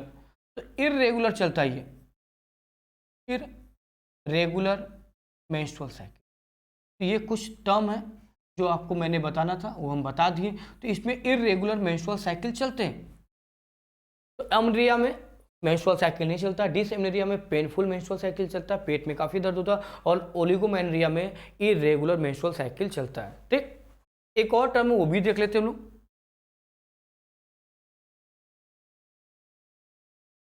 एक है प्रिकॉशियस प्यूबर्टी। जैसे आप जानते हो प्रीकॉशियस प्यूबर्टी, प्यूबर्टी आप सब जानेंगे कि सर प्यूबर्टी क्या होता है, मेल में अलग फीमेल में अलग। लेकिन ये प्यूबर्टी बड़ा यूनिक होता है। कभी कभी लाखों में किसी एक फीमेल के अंदर मेंस्ट्रुअल साइकिल समय के बहुत पहले चालू हो जाएगा, यानी एज के पहले। नॉर्मली एज क्या है, 10 11 साल 12 साल। लेकिन कभी कभी जो प्यूबर्टी होता है वो काफ़ी पहले शुरू हो जाता है, और ये शुरू हो जाता है about 6 year old, 6 year old girl child. ये कभी कभी 6 साल के गर्ल्स चाइल्ड में भी देखा गया है कि उनमें ये मेंस्ट्रुअल साइकिल चालू हो जाता है। अगर प्यूबर्टी आया तो उनके अंदर मेंस्ट्रुअल साइकिल चालू हो जाता है। 6 साल के गर्ल्स में भी प्यूबर्टी अगर आ गया पहले से, लाखों में किसी एक फीमेल एक गर्ल्स को होता है जहाँ पर इस तरह का केस प्रोड्यूस होता है, जिसे हम बोलते हैं प्रिकॉशियस प्यूबर्टी। और प्रिकॉशियस प्यूबर्टी 6 साल की गर्ल्स में भी चालू हो सकता है। यह एक रेयरेस्ट एक तरह का डिजीज भी माना गया है जिसमें मेंस्ट्रुअल साइकिल चालू हो सकता है। ठीक है, तो ये था ऑल अबाउट किसके बारे में, मेंस्ट्रुअल साइकिल के कुछ कम टर्म और कंडीशन के बारे में। अब मेंस्ट्रुअल साइकिल के टाइप आप सब जानते हो कितने टाइप के होते हैं। चलिए, तो इसके कितने पार्ट्स होते हैं, टाइप नहीं सॉरी पार्ट की हम बात करेंगे। तो जो मेंस्ट्रुअल साइकिल का पार्ट है, तो ये मेंस्ट्रुअल की हम बात करेंगे, मेंस्ट्रुअल साइकिल। तो मेंस्ट्रुअल साइकिल के कितने फेज होते हैं, कितने फेज होते हैं, हम फेज की बात करेंगे तो नॉर्मली बुक में 3 दिया, किसी बुक में 4 है, लेकिन होते 4 फेज। तो 4 फेज में से यानी 4 फेज है। जो पहला फेज है उस फेज को हम क्या बोलते हैं, मेंस्ट्रुएशन फेज। मेंस्ट्रुएशन, ये हो गया मेंस्ट्रुएशन फेज। एक दूसरा फेज बताइए, दूसरा फेज होता है हमारा फॉलिकुलर फेज। दूसरा होता है फॉलिकुलर फेज। तो दूसरा हो गया फॉलिकुलर फेज। इस फेज का एक और नाम है, किसी को पता है? अगर पता है तो जरूर कमेंट में डालिए तो हमें पता चले कि आपको भी पता है। इसका एक और नाम है proliferative phase. Proliferative proliferative phase. तो दूसरे फेज का नाम है प्रोलिफरेटिव, यानी मतलब फॉलिकुलर फेज बोलो चाहे इसे आप प्रोलिफरेटिव फेज बोलो, वो क्यों बोलते हैं हम डायग्राम से समझेंगे। जो तीसरा फेज है वो देख लेते हैं हम लोग। तीसरा को हम लोग बोलते हैं ओव्यूलेटरी फेज। ओव्यूलेटरी फेज, ये हमारा तीसरा फेज हो गया। और एक चौथा फेज है जिसको हम लोग क्या बोलते हैं, फोर्थ फेज है ल्यूटियल फेज। Luteal phase. तो टोटल 4 फेज हो गए। अब 4 फेज में चारों का फंक्शन देख लेते हैं। मेंस्ट्रुएशन फेज में क्या होता है, अगर हम बोले मेंस्ट्रुएशन फेज में शॉर्टकट में बताइए तो आप बोलोगे सर इसमें तो ब्लीडिंग होता है, 3 से 5 दिन की ब्लीडिंग होती है। और नॉर्मली जो इनकी जो साइकिल चलती है मेंस्ट्रुअल साइकिल, ये कितने दिन का होता है, ये 28 से लेकर 29 डेज होता है फीमेल के अंदर, जो प्यूबर्टी होने पर होता है। और ये वेरी करता है, नो डाउट ये वेरी करता है, 2 दिन 3 दिन आगे पीछे हो सकता है हर फीमेल के बॉडी के कंडीशन के ऊपर। तो मेंस्ट्रुएशन फेज में क्या होता है, ब्लीडिंग होता है, तो हम इसको रेड कलर से दिखा देंगे। तो शेडिंग होता है, इसमें होता है शेडिंग। शेडिंग का मतलब ब्लड वेसल का टूट कर गिरना। शेडिंग ऑफ इंडोमेट्रियम, मैंने बताया शेडिंग ऑफ इंडोमेट्रियम। तो ये शेडिंग होता है किसका, इंडोमेट्रियम लेयर। तो इंडोमेट्रियम किसका लेयर है, यूट्रस का है। यूट्रस का इनर लेयर को इंडोमेट्रियम बोलते हैं, जो ब्लड वेसल्स बना होता है। ये ब्लड वेसल टूट के जब गिरते हैं तो अब हम इसको बोलते हैं शेडिंग ऑफ इंडोमेट्रियम। और यही ब्लड ब्लीडिंग के फॉर्म में डिस्चार्ज होते हैं। किस फॉर्म में डिस्चार्ज होते हैं, ब्लीडिंग के फॉर्म में ये डिस्चार्ज, ब्लीडिंग फॉर्म। तो तो ये ब्लीडिंग फॉर्म वेजाइना से बाहर निकलेगा, जो ब्लड के फॉर्म में निकलता है, जिसमें एब्डोमेन पेन भी होता है, गर्ल्स को दर्द भी होता है इसके दौरान, ठीक है। और ये 3 से 5 दिन तक हो सकता है, 3 से 5 दिन तक ब्लीडिंग होता है, ठीक। और ये 3 से 5 दिन के बाद ये रुक जाएगा, उसके बाद 6वें दिन से लेकर कम से कम 12 दिन तक, यानी अगर इसको हम दिन से गिने, डेट महीने से देखें, यानी एक महीने में जैसे 20, ठीक है, 30 दिन होता है, अगर हम इसको 1 तारीख से गिने या 3 तारीख से गिने तो 3 से 5 दिन, उसके बाद 6 तारीख से लेकर कम से कम आप जान के रखिए उसमें 10-12 दिन ऐड कर दीजिए, तो ये हो जाएगा फॉलिकुलर फेज 6 से लेकर, ठीक, 6 से लेकर ये कितने दिन तक होता है, 6 से लेकर कम से कम 12 दिन तक, ठीक, ये वेरी करता है 1-2 दिन, तो 6 से 12 दिन तक ये फॉलिकुलर फेज होता है। इस फेज में क्या होता है, अगर आपसे कोई पूछे सर इस फेज में क्या होता है, तो इस फेज में आप लिखोगे कि जो हमारा एंडोमेट्रियम टूट रहा था वो अब टूटना बंद करेगा। अब इसके अंदर होगा एंडोमेट्रियम की लेयर मोटी होगी, और किसकी वजह से मोटी होगी, हार्मोन्स की वजह से। अभी हम हार्मोन्स का फंक्शन आपको बताएंगे कि इस हार्मोन्स की वजह से एंडोमेट्रियम की लेयर फिर से बन जाती है। तो थिकेनिंग यहां पर होगा, थिकेनिंग ऑफ इंडोमेट्रियम, ठीक है, थिकेनिंग ऑफ इंडोमेट्रियम, थिकेनिंग ऑफ इंडोमेट्रियम। तो यहाँ इंडोमेट्रियम की लेयर मोटी होती है। इसके अलावा और क्या होता है, इसके अलावा ओवरी के अंदर जो एग होते हैं, एग, वहां पर फॉलिकल सेल बनती है, एग के अंदर फॉलिकल सेल बनती है। जब हम फॉलिकल सेल की बात करते हैं तो देखो एग जो होता है वो तो मैंने बताया कि कितने ज्यादा एग होते हैं, 3, ठीक है, 300,000 से लेकर 400,000 तक एग होते हैं।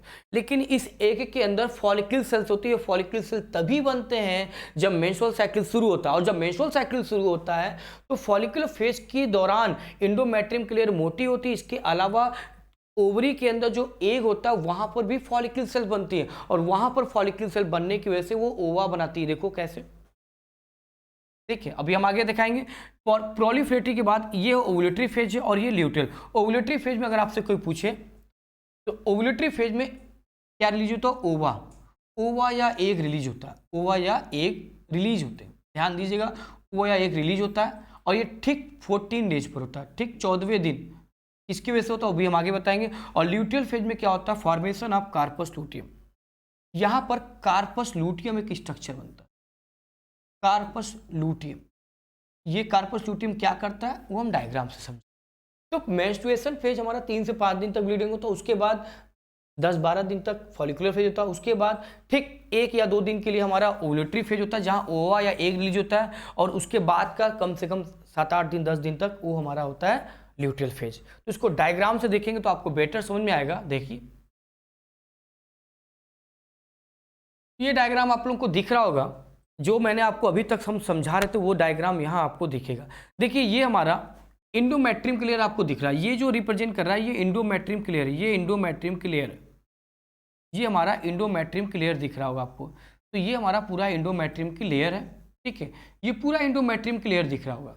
तो यहाँ पर आप देखो ये मेंसेस हो रहा है, मेंसेस मतलब ब्लीडिंग, तो ये देखो ब्लीडिंग हो रहा है, तो ये होगा मेंस्ट्रुएशन। 1 तारीख से शुरू हुआ, 5 दिन तक चला, ये ब्लीडिंग हुआ, 3 दिन 4 दिन तक ब्लीडिंग हुआ। उसके बाद मेंस्ट्रुएशन होने के बाद अब क्या हो रहा है, अब देखिए क्या हो रहा है, मेंस्ट्रुएशन के बाद आपको दिख रहा है मेंस्ट्रुएशन फेज के बाद फॉलिकुलर फेज या प्रोलिफरेटिव फेज। तो फॉलिकुलर फेज या प्रोलिफरेटिव फेज, फॉलिकुलर फेज या इसी को हम बोलते हैं प्रोलिफरेटिव फेज।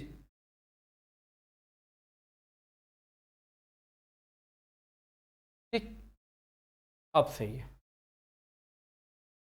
तो यहां पर प्रोलिफरेटिव फेज देखिए 5 तारीख के बाद यानी 5, 7, 8, 9, 10, 11, 12, 13 तक, ये हम मंथ के अकॉर्डिंग बता रहे हैं, ठीक है, 1 मंथ के अकॉर्डिंग 13 तक फॉलिकुलर फेज होता है। इस फेज के दौरान अगर आपको दिख रहा होगा तो इंडोमेट्रियम क्लियर मोटी होगी। देखिए यहाँ पर इंडोमेट्रियम क्लियर टूट रही थी, यहाँ पर इंडोमेट्रियम क्लियर ब्लीड क्या हो रही थी, ये टूट रही थी, लेकिन इसके बाद अब इसकी लेयर देखिए मोटी हो रही है, मोटी हो रही है ना, देखिए और मोटी हुआ, ये लेयर और मोटी हो रही है इंडोमेट्रियम क्लियर, किस दौरान, फॉलिकुलर फेज के दौरान। लेकिन इसी दौरान आपको क्या दिख रहा होगा कि एस्ट्रोजन हार्मोन, ये हार्मोन है और ये हार्मोन प्रोस्ट्रोजन, तो एस्ट्रोजन और प्रोजेस्टेरॉन ये दो हार्मोन्स होते हैं जो फीमेल के ओवरी से रिलीज होता है, इसको फीमेल हार्मोन बोलते हैं। और एस्ट्रोजन हार्मोन्स को ही हम लोग ऐसा हार्मोन बोलते हैं जो सेकेंडरी सेक्सुअल कैरेक्टर होता है फीमेल बॉडी के अंदर, सेकेंडरी सेक्सुअल कैरेक्टर, वो एस्ट्रोजन हार्मोन्स डेवलप करने में हेल्प करता है। सेकेंडरी सेक्सुअल कैरेक्टर को डेवलपमेंट करने के लिए कौन हार्मोन्स रिस्पॉन्सिबल है? That is the oestrogen. इसके अलावा एस्ट्रोजन हार्मोन्स की वजह से ही ये हमारा फॉलिकल सेल बन रहा है। ये पूरा प्रोसेस जो आप देख रहे हो, ये पूरा प्रोसेस यहाँ से यहाँ तक का पूरा प्रोसेस ये हमारा ओवरी के अंदर हो रहा है। कहां हो रहा है? ओवरी के अंदर हो रहा है। ये पूरा प्रोसेस ओवरी के अंदर हो रहा है। जो लेफ्ट और राइट ओवरी होते, ये पूरा प्रोसेस ओवरी के अंदर होता है under the effect of hormones. एक हार्मोन्स हमारा ओवरी से रिलीज हो रहा है और एक हमारा पिट्यूटरी ग्लैंड होता है जो मास्टर ग्लैंड कहलाता है, जो हाइपोथैलेमस से लटकी हुई स्ट्रक्चर होती है जिसको हम पिट्यूटरी, जो मटर के साइज का होता है, ये मास्टर ग्लैंड होता है। यहां से भी दो हार्मोन निकल रहा है। एक है एफएसएच हार्मोन्स जिसको हम बोलते हैं follicular stimulating hormones, FSH hormones का दूसरा नाम फॉलिकुलर स्टिमुलेटिंग हार्मोन्स, और एलएच हार्मोन्स को बोलते हैं हम ल्यूटिनाइजिंग हार्मोन्स। क्या बोलते हैं? Luteinising hormones. ठीक है, तो यहाँ पर देखिए दो हार्मोन्स आपको दिख रहा होगा, ये एलएच हार्मोन दिख रहा है और ये एफएसएच। तो शुरू में एफएसएच का काम नहीं, लेकिन जैसे जैसे फॉलिकल सेल बनता है इसका देखिए हार्मोन्स का लेवल बढ़ रहा है, एलएच का भी बढ़ रहा है और एफएसएच का भी। तो एफएसएच का मतलब ये होगा फॉलिकुलर स्टिमुलेटिंग हार्मोन। ये हार्मोन्स तभी वर्क करता है जब हमारा मेंस्ट्रुअल साइकिल किस फेज में इंटर करता है? फॉलिकुलर फेज में ग्रो करता है, जिस दौरान एंडोमेट्रियम की लेयर भी मोटी होती है, उसके साथ साथ ओवरी के अंदर, एग के अंदर, ओवरी के अंदर एग, जो एग होता है, ओवा होता है, सॉरी एग होता है, ये सारा प्रोसेस ओवरी के अंदर हो रहा है। ओवरी के अंदर एग होगा और एग के अंदर फॉलिकल सेल। तो देखिए ये फॉलिकल सेल बना, पहला फॉलिकल सेल बना, फिर ये डेवलप किया इसमें, फिर ये डेवलप किया, तो इसको हम प्राइमरी फॉलिकल सेल मान लेंगे। ये हमारा सेकेंडरी फॉलिकल सेल होगा। देखिए थोड़ा ध्यान से, ये ओवरी के अंदर एग होता है और एग के अंदर फॉलिकल बनते। कहाँ बनते? फिर से हम बोल रहे हैं, ओवरी के अंदर एग होता है और एग के अंदर, EGG, एग के अंदर ये फॉलिकल सेल बनते under the effect of oestrogen hormones and FSH और एलएच हार्मोन्स। तो अब ओवरी के अंदर जो एग होता है, ये एग होता है, इस एग के अंदर ये सारा प्रोसेस हो रहा है जो आपको दिख रहा है बोर्ड पर। तो अब होता क्या है, ये हमारा फॉलिकल सेल बना, ये फॉलिकल सेल बना, इसको बोलते हैं हम लोग प्राइमरी फॉलिकल सेल फर्स्ट, ये सेकेंडरी फॉलिकल सेल, ये टर्सरी है। और ये देखो ये जो फॉलिकल सेल बना जिसको हम बोलते हैं ग्रेफियन फॉलिकल, ये मैच्योर है लेकिन इसका नाम दूसरा है ग्रेफियन। इसको ग्रेफियन फॉलिकल बोलते हैं। क्या बोलते हैं? ग्रेफियन फॉलिकल्स, या इसी को हम बोलते हैं मैच्योर फॉलिकल। इसी के अंदर ये सारा प्रोसेस हो रहा, फॉलिकल, ये एग के अंदर सारा प्रोसेस हो रहा, ओवरी के अंदर फॉलिकल सेल बन रहा है और इसी के अंदर क्या बन रहा है? Graafian follicle. और ग्रेफियन फॉलिकल सेल के अंदर ही ओवा या एग रिलीज होता है। तो ओवरी के अंदर क्या होता है? ह्यूज नंबर ऑफ एग होते हैं जहां पर फॉलिकल सेल्स बनते हैं, और ये फॉलिकल सेल जो होते हैं बाद में मैच्योर होने पर बनाएंगे ग्रेफियन फॉलिकल। और ग्रेफियन फॉलिकल जो है रप्चर नहीं होते, ये तब तक रप्चर नहीं होंगे जब तक कौन सा फेज ना आ जाए, जब तक ये आपका ना आ जाए ओवल्यूशन। तो ये देखो ठीक 14 डेज, यहाँ पर अगर आप मान लो ये 14 डेज दिख रहा है, ठीक है, देखो ये 14 डेज है, रिप्रेजेंट करा 14 दिन। ठीक 14 डेज पर एक हार्मोन्स का कंसंट्रेशन एकदम से बढ़ जाता है जिसको बोलते हैं एलएच। तो under the effect of LH hormones की इफेक्ट की वजह से ग्रेफियन फॉलिकल, मैच्योर फॉलिकल फट जाता है। ठीक, तो ये जो फॉलिकल दिख रहा है ये रप्चर कर जाएगा, जिसको हमने क्या बोला? Graafian follicle. तो ये बिल्कुल रप्चर कर जाएगा।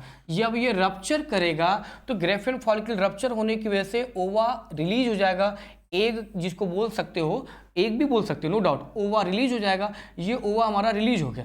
ठीक, ये ओवा हमारा क्या हो गया? रिलीज हो गया।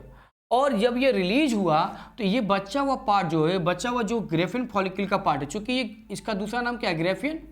मैच्योर फॉलिकल को दूसरा नाम क्या है? ग्रेफियन। तो ध्यान दीजिएगा, मैच्योर फॉलिकल को हम ग्रेफियन फॉलिकल भी बोलते हैं। और ठीक 14 डेज पर मेंस्ट्रुअल साइकिल जिस दिन स्टार्ट होता है उसके ठीक 14वें दिन 14 डेज पर under the effect of LH hormones, under the effect of LH hormones की वजह से, एलएच हार्मोन्स की इफेक्ट की वजह से हमारा ग्रेफियन फॉलिकल रप्चर होता है। और रप्चर होने के बाद ओवा रिलीज हो जाता है। और जो रप्चर होने के बाद जो पार्ट बच जाता है ग्रेफियन फॉलिकल का, देखो ये पार्ट बिल्कुल बच गया, ये पार्ट बच गया, ये पार्ट कन्वर्ट हो जाएगा कार्पस लूटियम में। तो रिमेन पार्ट यानी remaining part of graafian follicle after the rupturing of after the releasing of ova the remaining part of graafian follicle converted into the corpus luteum. अब ये corpus luteum बहुत ज्यादा important है because यहां पर corpus luteum एक function करता है, इसको हम बोलते हैं it is going to act as a endocrine gland. ये इंडोक्राइन ग्लैंड की तरह काम करता है, इंडोक्राइन ग्लैंड, ये इंडोक्राइन ग्लैंड की तरह वर्क करता है। तो यहाँ पर कार्पस ल्यूटियम इंडोक्राइन ग्लैंड की तरह काम करता है, क्योंकि ये कार्पस ल्यूटियम देखो यहाँ पर कार्पस ल्यूटियम बना और यहाँ पर इस हार्मोन्स का कंसंट्रेशन बढ़ गया।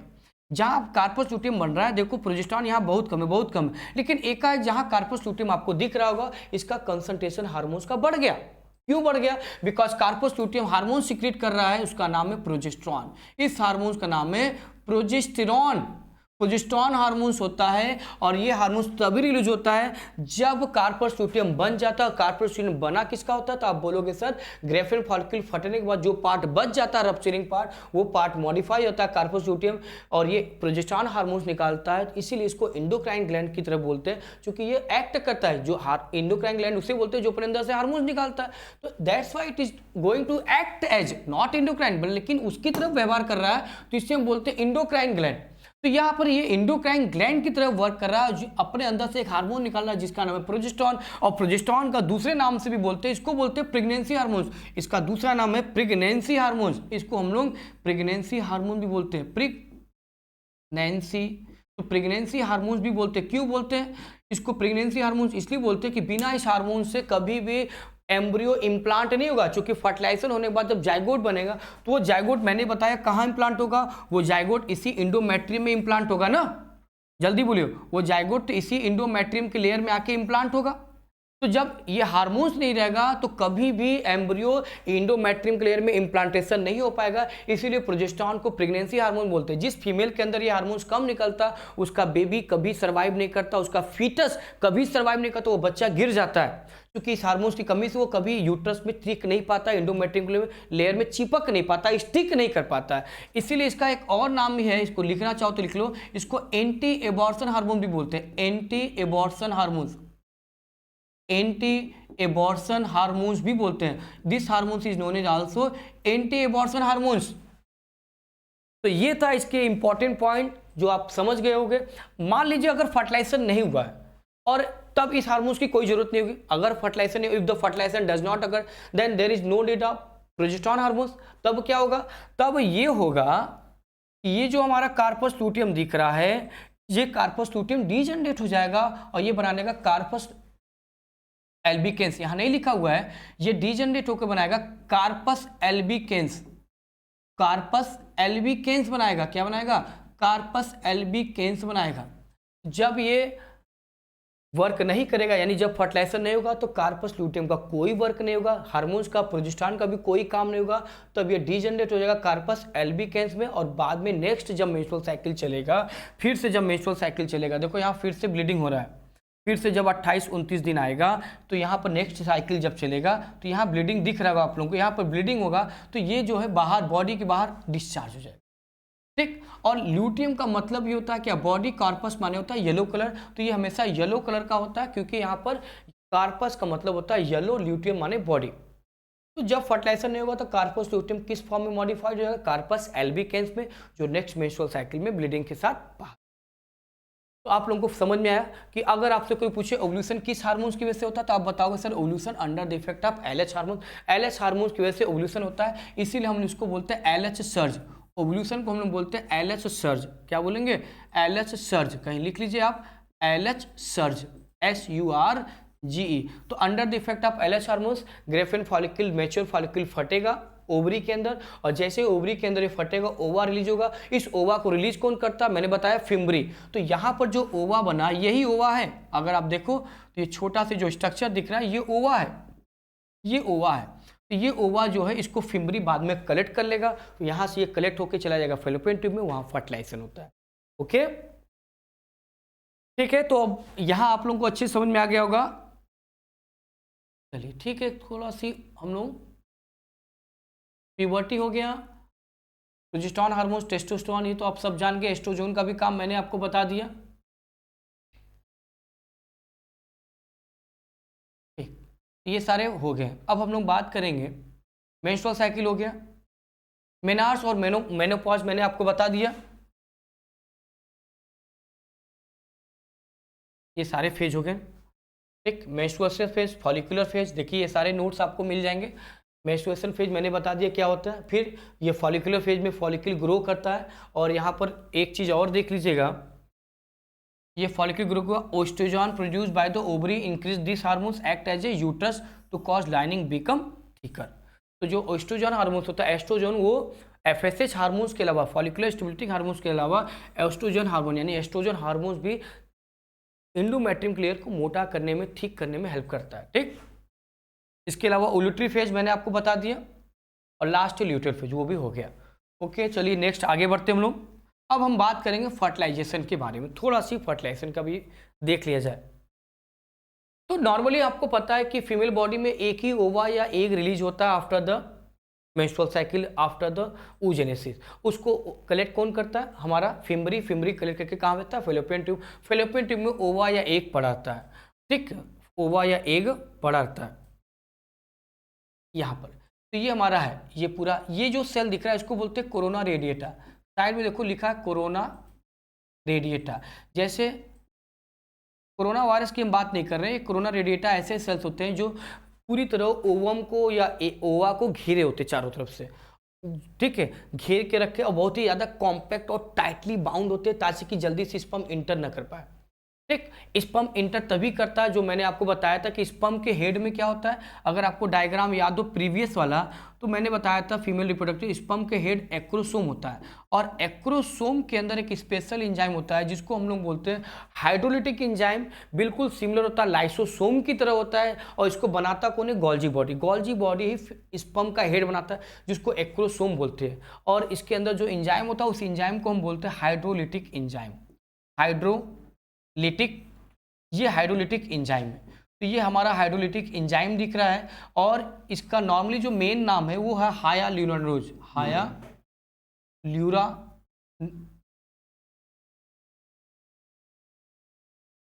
ठीक है। तो ये मेन हायालुरानोडेज एंजाइम होता है, और ये जो एंजाइम होता है, जो हाइड्रोलिटिक एंजाइम होता है, ये मेन एंजाइम होता है जो स्पर्म को, ठीक, ओवम में एंट्री कराने में हेल्प करता है। ओवम में एंट्री कराने में हेल्प करता है।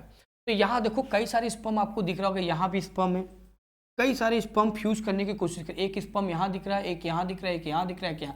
तो नॉर्मली एक ही स्पर्म एक बार में फ्यूज करता है। देखो यहाँ एक स्पर्म फ्यूज कर गया, और जैसे ही स्पर्म अपने न्यूक्लियस के अंदर डालता है, केवल स्पर्म का न्यूक्लियस जाता, बाकी कोई भी पोर्शन उसका बॉडी में यानी कि ओवम में इंटर नहीं करता। सिर्फ स्पर्म का न्यूक्लियस इंटर करता है, और कुछ भी इंटर नहीं करता, सिर्फ न्यूक्लियस का स्पर्म इंटर करता है। बाकी हेड, टेल, ये सारे पार्ट, जो टेल होता है, नेक होता है, वो सारे पार्ट बाहर ही रह जाएंगे। सिर्फ स्पर्म का हमारा न्यूक्लियस इंटर करता है, और फर्टिलाइजेशन होने के बाद जाइगोट बनता है। हायालुरानिडेज एंजाइम होता है जो स्पर्म के हाइड्रोलिटिक एंजाइम होता है। कौन सा enzyme? Hyaluronidase enzyme. Next fertilisation. तो फर्टिलाइजेशन आप सबको पता है, फर्टिलाइजेशन मतलब मेल और फीमेल गैमेट के बीच फ्यूजन को हम बोलते हैं फर्टिलाइजेशन। जहां पर एक मेल गैमेट हो, ये भी हैप्लॉइड होगा, अगर ओवम होगा तो वो भी हैप्लॉइड, और स्पर्म का फ्यूज कराएंगे तो वो भी हैप्लॉइड होगा। ये स्पर्म हो गया, दोनों के फ्यूजन से क्या बनेगा? हमारा जाइगोट बनेगा। फर्टिलाइजेशन होने के बाद जाइगोट बनेगा, और जाइगोट हमेशा 2n होता है, यानी कि डिप्लॉइड होता है। और जाइगोट फर्टिलाइज होने के बाद, जाइगोट बनने के बाद क्लीवेज होता है। तो देखो यहाँ लिखा मेल और फीमेल गैमेट के बीच फ्यूजन को हम जाइगोट बोलते हैं, और जाइगोट हमेशा डिप्लॉइड होता है, ये ध्यान दीजिएगा। इसके बाद अगर स्पर्म का फंक्शन बताया, तो स्पर्म का फंक्शन हमने प्रीवियस वीडियो में भी बताया था। देखिए एंजाइम का नाम हम आपको बता रहे थे, हायालुरोनिडेज एंजाइम। यही एंजाइम हाइड्रोलिटिक एंजाइम भी कहलाता है। जिस एंजाइम को हम हाइड्रोलिटिक बोलते हैं, इसका मेन फंक्शन जो होता है वो ओवम को डिजॉल्व करने में। ओवम की जो लेयर होती है, ओवम के ऊपर एक लेयर होती है, उस लेयर को क्या बोलते हैं? उस लेयर को जोना पेल्यूसिडा बोलते हैं। नहीं लिखा, लिख लीजिए, जोना पेल्यूसिडा बोलते हैं, जोना पेल्यूसिडा। तो ये जो लेयर होता है ओवम के ऊपर होता है, उसके लेयर को डिजॉल्व कौन करता है? ये हमारा हायालुरोनिडेज एंजाइम जो स्पर्म के हेड में होता है। डिजॉल्व करने के बाद इसका काम खत्म हो जाता है, और जिसके वजह से आसानी से हमारा स्पर्म का जो न्यूक्लियस होता है वो देखो ओवम के अंदर इंटर कर गया। यहाँ पर देखो इंटर कर गया, ये हमारा न्यूक्लियस दिख रहा है। ये किसका न्यूक्लियस है? तो ये हमारा एक मान लीजिए स्पर्म का है, तो ये स्पर्म न्यूक्लियस। सपोज ये स्पर्म न्यूक्लियस, और ये किसका, ओवा का, ये ओवा का न्यूक्लियस। तो ये दोनों जाके फ्यूज कर जाएंगे और जाइगोट यहाँ बन रहा है। ठीक है, तो ये हो गया फर्टिलाइजेशन का कुछ पार्ट। बाकी स्पर्म का रोल मैंने आपको प्रीवियस वीडियो में बताया। तो नेक्स्ट यहाँ पर देखिए फर्टिलाइजेशन होने के बाद क्या होगा। इम्प्लांटेशन आपको पता चल गया कि यहाँ पर देखो इम्प्लांटेशन भी दिख रहा है, ये इम्प्लांटेशन, तो यहाँ पर इम्प्लांटेशन लिखा हुआ है। और ये जो लेयर दिख रहा है अंदर का इसको हम क्या बोलेंगे, इसको कौन सा लेयर बोलेंगे, सही बोल रहे हैं आप लोग, इंडोमेट्रियम बोलेंगे, इंडोमेट्रियम। तो ये जो लेयर है इंडोमेट्रियम की लेयर है, इनर लेयर है। और यहाँ पर देखो इम्प्लांटेशन दिख रहा है, ठीक है, किसका इम्प्लांटेशन है, ये हमारा एम्ब्रियो है। तो एम्ब्रियो जाके इंडोमेट्रियम लेयर में जब इम्प्लांट हो जाएगा तब हम इसे बोलते हैं इम्प्लांटेशन। तो हुआ क्या, तो देखो फर्टिलाइजेशन यहाँ हो रहा है, स्पर्म आपको दिख रहा है, यहाँ भी स्पर्म है, ये भी स्पर्म, ये भी स्पर्म, और ये हमारा ओवा है। फर्टिलाइजेशन होने के बाद यहाँ जाइगोट बना, जाइगोट बनने के बाद यहाँ देखो फर्स्ट माइटोसिस लिखा है, क्योंकि यहाँ पर क्लीवेज, क्लीवेज क्या होता है, क्लीवेज जो होता है बिल्कुल माइटोसिस की तरह होता है, जहाँ पर एक मदर सेल से दो डॉटर सेल बनते हैं। यहाँ भी बिल्कुल वैसे ही होगा, cleavage and mitosis almost same होता है, लेकिन क्लीवेज जो होता है माइटोसिस के कंपेयर में फास्ट होता है। क्लीवेज में जब भी डिवीजन होगा तो सेल की जो शेप होती है, साइज, वो बिल्कुल एक जैसा होता है, डिफर नहीं होता, जबकि माइटोसिस में छोटा बड़ा हो सकता है। लेकिन क्लीवेज में जब भी डिवीजन होगा, ध्यान दीजिएगा, 1 से 2 सेल बनेगा और सेल की जो साइज होगी बिल्कुल एक जैसी होती है। तो क्लीवेज होगा तो 1 से 2, क्लीवेज बिल्कुल माइटोसिस की तरह होता है, किसकी तरह होता है, बिल्कुल माइटोसिस की तरह होगा। तो यहाँ पर एक बना, फर्टिलाइजेशन होने के बाद ये हमारा जाइगोट बनेगा, जाइगोट में क्लीवेज होगा, तो क्लीवेज से 2 सेल बना, 1 और 2, फिर एक और क्लीवेज हुआ 2 से 4, फिर एक और होगा तो 4 से 8। तो देखो क्या होता है, ये थोड़ा सा हम इसको जूम इन करेंगे आपको समझाने के लिए, ठीक है, ध्यान दीजिएगा। जाइगोट जो होता है, ये जाइगोट की हम बात करेंगे, तो जाइगोट बना, ये हमारा जाइगोट बना, जाइगोट पे क्लीवेज हुआ, क्लीवेज हुआ, तो अब इसमें 2 सेल बन जाएंगे, कितने सेल बन जाएंगे, 2, दोनों सेल की साइज समान रहेगी। तो फर्स्ट क्लीवेज, फिर क्लीवेज होगा, फिर हमारा क्लीवेज होगा, तो 2 से कितने बनेंगे, 4 बनेंगे, फिर क्लीवेज होगा, 4 से कितने बनेंगे, हर बार 2 बनेगा, तो 4 से 8 बनेंगे, 8 बनेंगे, ठीक। अब 8 के बाद फिर क्लीवेज हुआ, यहाँ भी क्लीवेज, तो पहला क्लीवेज, दूसरा क्लीवेज, तीसरा क्लीवेज, ये 4th क्लीवेज। अब 8 से कितने बन जाएंगे, 16। जैसे ये 16 बनते हैं सेल, वास्तव में ये 16 सेल हो चाहे 8 सेल हो, ये बिल्कुल सॉलिड होते हैं। जो सेल्स बनते हैं इसमें टोटल नंबर ऑफ सेल कितने होंगे, 16 होंगे, और ये सारे सेल जो है काफ़ी कॉम्पैक्ट होते हैं, एक दूसरे के काफ़ी क्लोज होते हैं। तब इस स्टेज का नाम बदल के हो जाएगा मारूला। क्या हो जाएगा, मारूला। ये मारूला बिल्कुल मलबरी शेप होता है, मखमल की तरह होता है, मलबरी शेप होता है, गोलाकार होता है, मारूला होता है। तो यहाँ पर ये 8 to 16 सेल को मारूला बोलते हैं। और ये मारूला बनने के बाद फिर से इसमें जब क्लीवेज होगा तो फिर से इसमें क्लीवेज करा दीजिए आप, फिर से क्लीवेज होगा। क्लीवेज बिल्कुल माइटोसिस के तरह होता है, हम आपको बार बार बता रहे, क्लीवेज मतलब माइटोसिस थोड़ा सा डिफरेंट होता है। तो फिर से जब ये क्लीवेज करेगा तो 16 से कितना हो जाएगा, जस्ट डबल 32 हो जाएगा। फिर क्लीवेज करेगा, यहाँ पर 4th हुआ तो ये 5th क्लीवेज, ये 6th क्लीवेज, तो कितना हो जाएगा 64। और एक बार और क्लीवेज करेगा तो 128 सेल। तो यहाँ पर 7th क्लीवेज, कितनी बार क्लीवेज हुआ, 7, 6th और 7th। जब तक 6th और 7th क्लीवेज नहीं करेगा तब तक उसे हम एम्ब्रियो नहीं बोलते। अब इसे हम एम्ब्रियो बोलेंगे। इसमें नंबर ऑफ सेल कितने हैं, 128। अब इसे हम एम्ब्रियो बोलेंगे। 64 को भी एम्ब्रियो बोल सकते हैं। तो जब तक 64 या 128 सेल नहीं बन जाएंगे, जाइगोट बनने के बाद क्लीवेज होगा 6th टाइम या 7th टाइम, तब जाके इसको हम एम्ब्रियो बोलते हैं। इसी एम्ब्रियो को हम ब्लास्टूला या ब्लास्टोसिस्ट बोलते हैं, ब्लास्टोसिस्ट, CYST। तो ये ब्लास्टूला या ब्लास्टोसिस्ट बना, ठीक है। तो ये हमारा ब्लास्टूला या ब्लास्टोसिस्ट बना। और ये ब्लास्टूला या ब्लास्टोसिस्ट बनने के बाद देखो यहाँ लिखा है ब्लास्टूला या ब्लास्टोसिस्ट, तब इसे एम्ब्रियो बोलेंगे। इसी ब्लास्टूला या ब्लास्टोसिस्ट को एम्ब्रियो बोलते हैं। और तब जाके ये इंडोमेट्रियम के लेयर में इम्प्लांट होता है, तब हम इसे बोलते हैं कि हमारा इम्प्लांटेशन हो गया, एम्ब्रियो जो है वहाँ जाके इम्प्लांट हो गया। ओके, इसके बाद एक स्टेज आता है, अगर ब्लास्टूला के आगे आपको समझना है तो एक स्टेज आता है गैस्टूला, ठीक है। गैस्टूला में क्या होता है, इसमें जर्म लेयर बनते हैं, बॉडी का डेवलपमेंट होता है। 3 तरह के जर्म लेयर होते हैं, इंडोडर्म, इक्टोडर्म और मीजोडर्म। इंडोडर्म होता है, एक होता है इंडोडर्म, एक होता है हमारा मीजोडर्म, मिडिल लेयर होता है मीजोडर्म, और एक होता है इक्टोडर्म। ये 3 लेयर होते हैं जो बॉडी का अलग अलग structure, organ, heart, liver, brain, kidney, तो जर्म लेयर, इन तीनों डर्म को हम बोलते हैं जर्म लेयर। इंडोडर्म, मीजोडर्म और इक्टोडर्म, इंडो, मीजो और इक्टोडर्म को हम बोलते हैं जर्म लेयर, जर्मिनल लेयर। यही 3 लेयर बॉडी का ऑर्गन, पूरा बॉडी बनाते हैं। ओके, चलो आगे देखते हैं हम लोग इम्प्लांटेशन और प्रेगनेंसी। तो ये ठीक, देखो जो आपको हम समझा रहे थे ये वही है जो आपको अभी तक हम बता रहे थे। सून आफ्टर डिवाइडिंग क्लीवेज होता है 2, 8, 16 सेल। उसके बाद मैंने बताया कि ये कम से कम 64 या 128 सेल होगा, तब ब्लास्टोला या ब्लास्टोसिस्ट कहलाएगा, तब ये एम्ब्रियो कहलाएगा, इसे हम बोलेंगे एम्ब्रियो। और ये एम्ब्रियो एंडोमेट्रियम लेयर में इम्प्लांट हो जाएगा, और इम्प्लांट होने में के बाद ये कम से कम 5 से 7 दिन में, आफ्टर द ओव्यूलेशन होने के बाद ये इम्प्लांटेशन, यानी कि जब ओव्यूलेशन होता है तो ओव्यूलेशन होने के बाद, फर्टिलाइजेशन होने के बाद, ये सारा प्रोसेस होने में, ब्लास्टुला बनने में, ब्लास्टोसिस्ट बनने में कम से कम आपको कितना दिन चाहिए?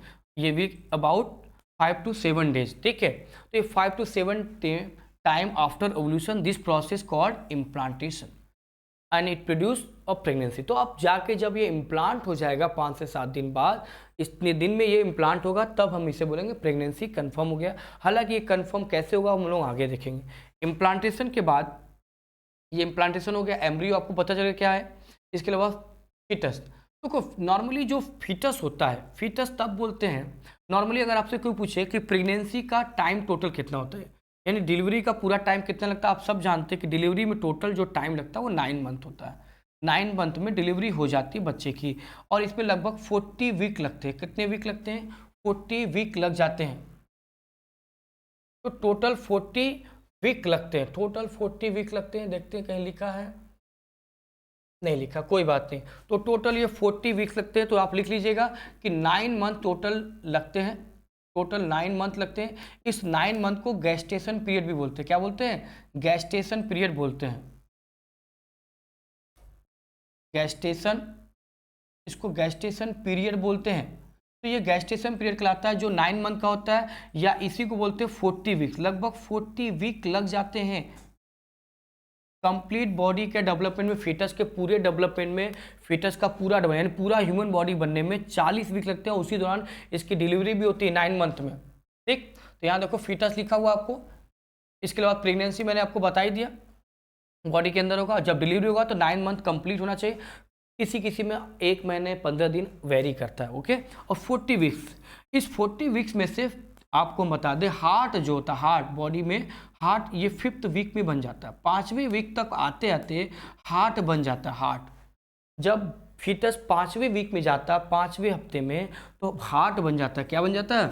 बॉडी का हार्ट, ये हार्ट बन गया। और 8वें वीक आते आते, 8वें वीक में जब फीटस 8वें वीक में इंटर करता है तो लिम्ब बन जाते हैं। क्या बन जाते हैं? लिम्ब। लिम्ब का मतलब होता है हाथ और पैर, 4 लिम्ब और हिंड लिम्ब। तो ये 4 लिम्ब का मतलब हाथ हो जाएगा, और हिंड लिम्ब का मतलब हो जाएगा हमारा पैर, हाथ पैर।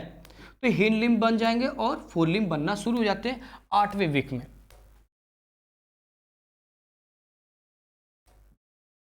अब हम बात करेंगे एक कुछ इंपॉर्टेंट पॉइंट जैसे प्लेसेंटा। ठीक है, पहले प्लेसेंटा समझ लेंगे, फिर हम उसको समझेंगे प्लेसेंटा क्या होता है। तो प्लेसेंटा बिल्कुल ऐसा स्ट्रक्चर है कि जब बेबी फिटस अंदर डेवलप होता है तो उसको न्यूट्रिएंट चाहिए। मदर से न्यूट्रिएंट मिलता है, मदर के ब्लड से न्यूट्रिएंट मिलता है, प्लस जो फिटस होता है वो नाइट्रोजनस वेस्ट निकालता है। इसके अलावा कार्बन डाइऑक्साइड भी निकालता है, क्योंकि ब्लड के द्वारा सारा न्यूट्रिएंट मिलता है बच्चे को, मदर के ब्लड के द्वारा मिलता है। इसके अलावा वो नाइट्रोजन वेस्ट के अलावा कार्बन डाइऑक्साइड निकालता है, उसको ऑक्सीजन भी चाहिए सर्वाइव करने के लिए, और फूड भी चाहिए। ये सारा कुछ मदर के ब्लड के द्वारा मिलता है। तो मदर के ब्लड के द्वारा डायरेक्ट नहीं मिलता है, इसको किसके द्वारा मिलता है? प्लेसेंटा के द्वारा। प्लेसेंटा एक तरह का बैरियर होता है जो मदर और बच्चे के बीच का एक कम्युनिकेशन होता है। तो प्लेसेंटा इज ए क्या?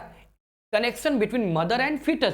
प्लेसेंटा वास्तव में एक कनेक्शन होता है जो मदर और बच्चे के बीच में जोड़ता है, और इसी प्लेसेंटा के द्वारा बच्चे का और मदर के बीच में जो भी गैसेस एक्सचेंज होना होता है वो सारा गैसेस एक्सचेंज, न्यूट्रिएंट का एक्सचेंज, प्लस नाइट्रोजनस वेस्ट जो बच्चे के अंदर बनता है, कार्बन डाइऑक्साइड और नाइट्रोजनस वेस्ट, वो बच्चे के द्वारा बच्चे के ब्लड के द्वारा कहाँ जाएगा? फीटस के ब्लड के द्वारा मदर में जाएगा, और मदर के ब्लड के द्वारा जो भी न्यूट्रिएंट होगा, जो भी ऑक्सीजन होगा वो बच्चे के अंदर जाएगा, यानी फीटस के अंदर जाएगा। तो प्लेसेंटा एक तरह का क्या होता है, कनेक्शन होता है, कम्युनिकेशन होता है, जो मदर और फीटस के बीच का होता है।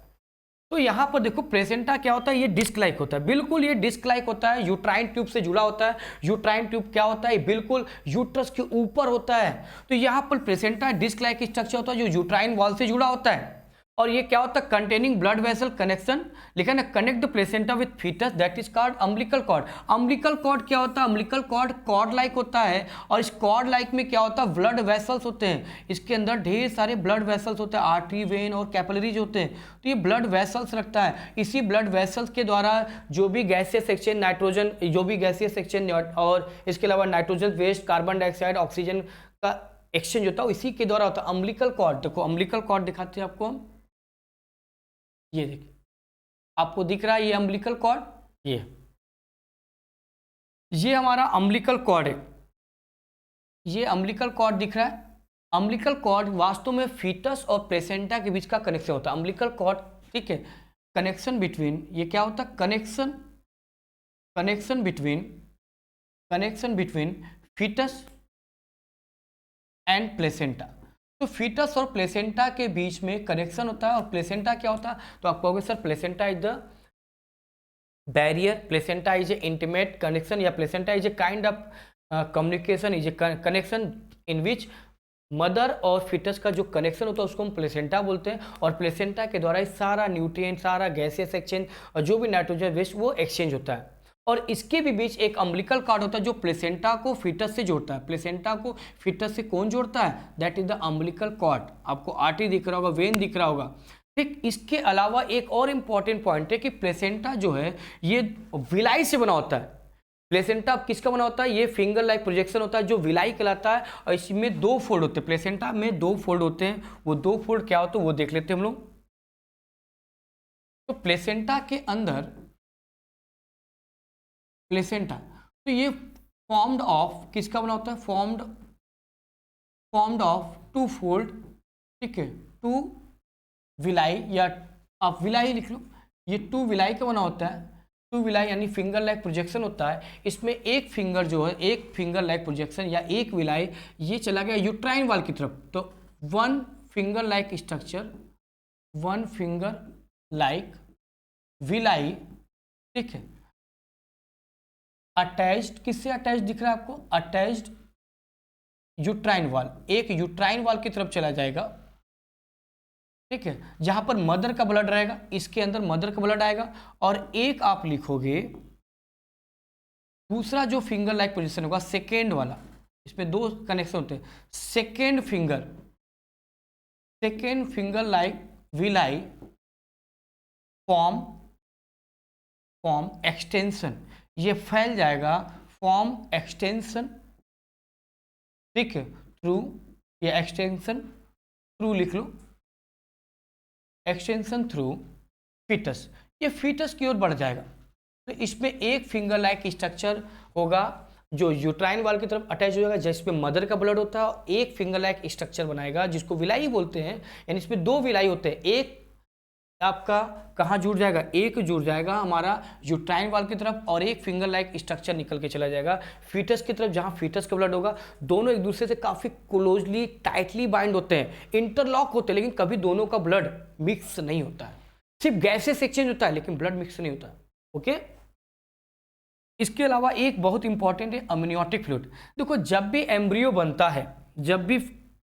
बनता है, तो जैसे यूट्रस के अंदर एम्ब्रियो इम्प्लांट होता है, यूट्रस के अंदर ध्यान दीजिएगा, यूट्रस के अंदर जैसे ही हमारा इम्प्लांटेशन होता है, यूट्रस के अंदर क्या इम्प्लांट होता है, यूट्रस के अंदर एम्ब्रियो इम्प्लांट होता है। ध्यान दीजिएगा, यूट्रस के अंदर जैसे एम्ब्रियो इम्प्लांट होगा, एम्ब्रियो का क्या होगा, इम्प्लांटेशन होगा, तो इसके चारों तरफ फॉर्म ये बनाएगा लेयर, फॉर्म, ठीक है, 4 लेयर, नॉर्मली 4 लेयर बनाता है।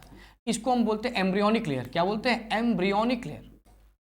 इसको एम्ब्रियोनिक लेयर बोलते हैं। ये 4 लेयर बनाएगा। उस 4 लेयर में पहला जो लेयर है, एक लेयर है एमनियन, दूसरा है कोरियन, तीसरा आप लिख सकते हो हम एलेंटोइस।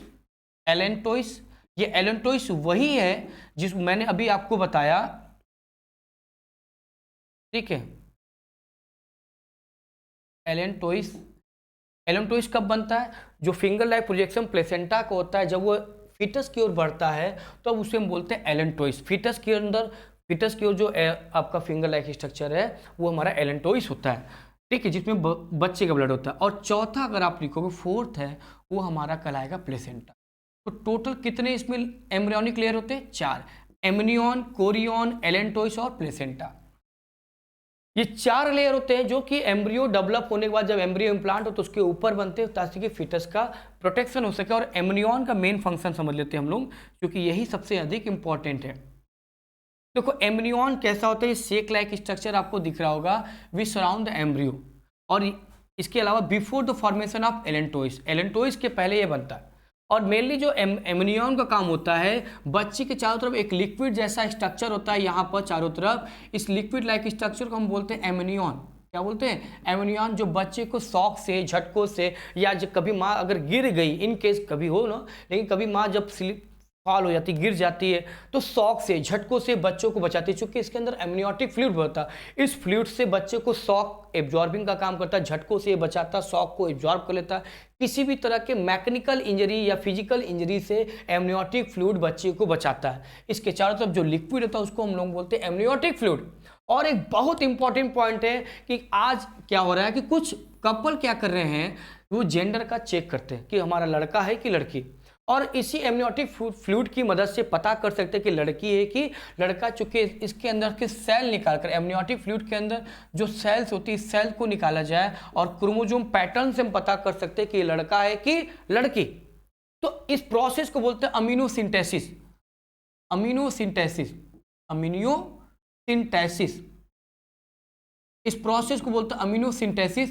इससे जेंडर को आइडेंटिफाई कर सकते हैं, जेंडर। लेकिन ये टेस्ट तब करते हैं डॉक्टर जब किसी को कोई जेनेटिकल डिसऑर्डर होने पर ही अमीनोसिंथेसिस प्रोसेस की जाती है। जब डॉक्टर को ये लगता है कि नहीं, आपके अंदर या फीमेल बॉडी के अंदर कोई डिसऑर्डर है, अमीनोसिंथेसिस ये प्रोसेस का नाम हम आपको बता रहे हैं, इसकी जाँच या इसकी डायग्नोज तब की जाती है जब किसी डॉक्टर को लगता है कि जो बेबी है, जो फीटस है बॉडी के अंदर, उसको किसी तरह का जेनेटिकल डिसऑर्डर है। अल्ट्रासाउंड में को जेनेटिकल डिसऑर्डर दिखेगा, तब अमीनोसिंथेसिस प्रोसेस लिखते हैं, जहां पर सेल्स को निकालकर उसके अंदर क्रोमोसोम पैटर्न को पढ़ा जाता है, देखा जाता है। कोई जेनेटिकल डिसऑर्डर तो नहीं है, लेकिन आज इसका हम लोग मिसयूज कर रहे हैं, बहुत सारे डॉक्टर इसका मिसयूज कर रहे हैं और इसको जेनेटिकल डिसऑर्डर पता न करने के लिए इसका यूज करते हैं जेंडर पता करने के लिए, लड़की है कि लड़का। तो अमीनोसिंथेसिस से जेंडर तो पता करते हैं, लेकिन मेन इसका जो काम होता है वो जेनेटिकल डिसऑर्डर को पता करने के लिए। बहुत सारे डिजीज है जो कि जेनेटिकल डिसऑर्डर होते हैं, जो बाय बर्थ होते हैं, जैसे Down syndrome, Turner syndrome, Klinefelter syndrome, ये सारे जेनेटिकल डिसऑर्डर है जो बाय बर्थ होते हैं। ओके, तो ये हम लोग अमीनोसिंथेसिस तब करते हैं जब जेनेटिकल डिसऑर्डर पता करना होता है, लेकिन आज इसका मिसयूज हो रहा है जेंडर को पता करने के लिए। ओके, तो ये मेन हो गया आपका प्लेसेंटा। आप समझ गए क्या होता है। अब देखो लास्ट हमारा ये है, ये अब इस डायग्राम को भी थोड़ा हम लोग समझ लेते हैं। के बाद आपको यहां पर फीटस या एम्ब्रियो दिख रहा, देखो ये हमारा एम्ब्रियो है, ये अम्बिलिकल कॉर्ड है। देखो हम इसी फ्लूइड की बोल रहे थे, इसके चारों तरफ फ्लूइड है। ये जो फ्लूइड है, इस फ्लूइड को हम बोलते हैं amniotic fluid. This fluid is known as amniotic fluid. और इस फ्लूइड की वजह से बच्चा प्रोटेक्ट रहता है किसी भी तरह के शॉक से, झटकों से, गिरने से, मैकेनिकल से चोट लगने पर ये फ्लूइड बच्चों को बचाता है। और इसी फ्लूइड के अंदर जो सेल्स होते हैं, उसी सेल्स की मदद से जेनेटिकल डिसऑर्डर पता करते हैं। और इसी एमनियोटिक फ्लूइड के अंदर की जो सेल्स होती है, उसी फ्लूइड की मदद से आज जेंडर पता कर लेते हैं कि लड़का है कि लड़की, जो कि इलीगल है, गलत है। ठीक है, इसको कोई मतलब डॉक्टर इसको प्रेस्क्राइब नहीं करता कि आप जेंडर पता करिए। अगर कोई पता कर लिए कि जेंडर है और कोई डॉक्टर आपको बता दे तो वो इलीगल है, वो मतलब उसको क्या हो सकता है, उसको अब मतलब पुलिस पकड़ सकती है। तो कहने का मतलब एमनियोटिक फ्लूइड का काम होता है प्रोटेक्शन, जेनेटिकल, ठीक है, इसके अलावा शॉक से बचाना। इसके अलावा इसके अंदर जो सेल्स होते हैं, उस सेल से हम क्या पता करते हैं, इस सेल से हम जेनेटिकल डिसऑर्डर पता करते हैं जो बच्चे को चारों तरफ से प्रोटेक्ट करता है। इसके अलावा कोरियन दिख रहा है, ठीक। बाकी जो मेन आपका फंक्शन है, प्लेसेंटा आपको दिख ही रहा है, यहाँ पर ये प्लेसेंटा आपको दिख रहा है, ठीक। ये हमारा यूट्राइन वाल है। ये पूरा स्ट्रक्चर आप देखो तो आपको पता चल रहा है कि ये बाद में किस फॉर्म में डेवलप हो गया। इस फॉर्म में एक इस डायग्राम में और दिख रहा होगा, बच्चे का सर नीचे है। अगर बच्चे का सर वेजाइना की तरफ है, अगर बच्चे का जो सर है, जो चाइल्ड है जो डेवलप हो चुका है, इसमें देखो डेवलप स्टेज में दिख रहा है, यहाँ पर फिटस के फॉर्म में दिख रहा है, इसको हम एम्ब्रियो बोल सकते हैं, लेकिन ये डेवलप हो गया बच्चा। तो इसका अगर सर वेजाइना की तरफ है तो ऐसे बच्चे को बोलते हैं सीधा बच्चा है। अगर ये सर ऊपर की तरफ होता, अगर ये सर इधर होता और पैर नीचे होता, अगर ये पैर नीचे होता और सर ऊपर होता तो हम बोलते उल्टा बच्चा। डॉक्टर बोलते हैं ना सीधा बच्चा उल्टा बच्चा, तो उल्टा बच्चा तब होता है जब सर न आकर पहले पैर आ जाए, और सीधा बच्चा तब होता है जब पहले सर आए। जैसे ही सर आता है तो बच्चे को आराम होता है, क्योंकि बच्चा पेट के अंदर सांस नहीं लेता, बच्चा कभी भी इस फ्लूइड के अंदर सांस नहीं लेता है। एक चीज दिमाग में बैठा लीजिए, जब भी बच्चा माँ के पेट में यूट्रस में होता है वो वहाँ पर उसका लंग्स बंद होता है, लंग्स कोलैप्स होता है, लंग्स बंद रहता है। लंग्स बंद रहता है मतलब लंग्स खुलता नहीं है, लेकिन जैसे ही बच्चा पैदा होता है सर बाहर आता है, सर बाहर आते ही वो उसका लंग्स खुल जाता है और वो सांस लेता है, ठीक। तो बच्चा रोने लगता है। अगर कोई बच्चा नहीं रोता तो डॉक्टर आप क्या करता है, 3 इडियट मूवी में आपने देखा होगा ना, 3 इडियट मूवी में बच्चा नहीं रोता तो क्या बोलता है, ऑल इज वेल। नहीं, वो गलत है, वो ऐसे ही बताया गया है। वास्तव में जब बच्चा पैदा होता है अगर वो सांस नहीं ले रहा, वो नहीं रो रहा है, तो उसको उल्टा लटका के उसके पीठ पर मारा जाता है ताकि लंग्स जो बंद है वो लंग्स खुल जाए और बच्चा सांस ले।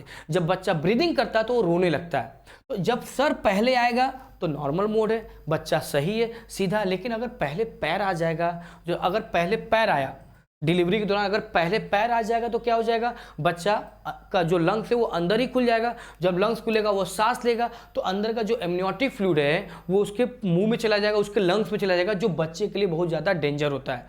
तो इसीलिए उल्टा बच्चा तब होता है जब पैर नीचे हो सर ऊपर हो। तो ऐसे केस में ज़्यादातर सीजर कर लेते हैं, ऑपरेशन करते हैं। सीधा बच्चा मतलब सर पहले आए। ओके, एक टॉपिक जो बच गया आपके टॉपिक चैप्टर में देखो वो है ट्विंस, तो हम ट्विंस भी बता देते हैं, ठीक है। तो हम लोग ट्विंस डिस्कस करते हैं थोड़ा। तो देखो ट्विंस कितने प्रकार के होते हैं, ट्विंस होता क्या आप बताइए। देखो ट्विंस का मतलब आइडेंटिकल, लेकिन 3 तरह के ट्विंस होते हैं। ट्विंस का मतलब जुड़वा बच्चे होते हैं। एक ट्विंस होता है आइडेंटिकल ट्विन, एक ट्विंस होता है आइडेंटिकल ट्विन, ध्यान से दुनिया आइडेंटिकल। एक होता है फ्रैटर्नल ट्विंस, और एक ट्विंस होता है सायामेज ट्विंस। तो ये 3 तरह के ट्विंस होते हैं। आइडेंटिकल ट्विन में जुड़वा बच्चे बिल्कुल हुबहू सेम होते हैं, 2 लड़का या 2 लड़की, 3 लड़का 3 लड़की। तो आइडेंटिकल ट्विन कब होता है, देखो आइडेंटिकल ट्विन तब होता है, आइडेंटिकल ट्विन की अगर हम बात करें, पहला है आइडेंटिकल ट्विन। तो ये आइडेंटिकल ट्विन कब होगा, आइडेंटिकल ट्विन हमेशा याद करिएगा एक ही जाइगोट से बनता है, यानी जब एक ओवम एक स्पर्म से फ्यूज करेगा तब हम उसे बोलते हैं मोनोजाइगोटिक। इसको हम बोलते हैं मोनोजाइगोटिक। तो मोनोजाइगोटिक मतलब एक ही जाइगोट होगा। होता क्या है कि ये स्पर्म है और ये ओवा है, इससे फ्यूज करेगा तो एक जाइगोट बनेगा। बोलो, यहाँ बना zygote after fusion, after fertilisation zygote, तो एक ही जाइगोट बना। तो कभी कभी जाइगोट में क्या हो जाएगा, माइटोसिस। अगर इसमें माइटोसिस डिवीजन करा दो तो माइटोसिस में क्या होता है, एक मदर सेल 2 डॉटर सेल। तो रेयरली होता है, नो डाउट 10 लाख में किसी एक को क्या होता है कि एक जाइगोट, हालांकि एक जाइगोट से एक ही फीटस बनेगा, एक ही बेबी होगा, लेकिन कभी कभी जाइगोट में माइटोसिस डिवीजन हो जाता है। अगर माइटोसिस डिवीजन हो गया तो यहाँ पर ये डिवीजन हुआ माइटोसिस, ये डिवीजन हुआ माइटोसिस, ये बराबर पार्ट में डिवाइड हो जाएगा और इससे 2 जाइगोट बन जाएंगे। कितने जाइगोट बन जाएंगे, 2 जाइगोट बन जाएंगे। एक जाइगोट यहाँ बनेगा और एक जाइगोट यहाँ बनेगा। अब ये दोनों ट्विंस होंगे, या 2 लड़का होगा या 2 लड़की। कैसे पता चलेगा 2 लड़का या 2 लड़की होगा, तो चूंकि स्पर्म का क्रोमोजोम मेल क्रोमोजोम ही डिसाइड करेगा, तो यहाँ पर होगा 22 ऑटोजोम, एक एक्स होगा। अगर एक्स फ्यूज करेगा तो लड़की, चूंकि फीमेल में तो हमेशा एक्स होता है। अगर स्पर्म में मान लीजिए 22 ऑटोजोम और एक वाई क्रोमोजोम, तो 23 हो गया, 22 और वाई लेकर 23।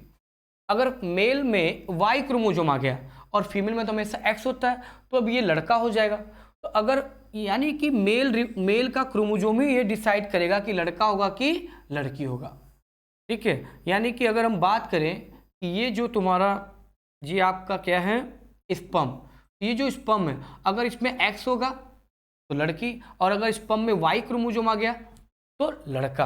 तो 2 लड़का होगा या 2 लड़की। कभी कभी किसी को 4 भी हो जाते हैं, तो 4, या कभी कभी किसी को 3 भी हो जाते हैं। एकदम बिल्कुल 3 आइडेंटिकल ट्विन होगा तो पता चला इस माइटोसिस होने के बाद इसमें भी माइटोसिस हो गया।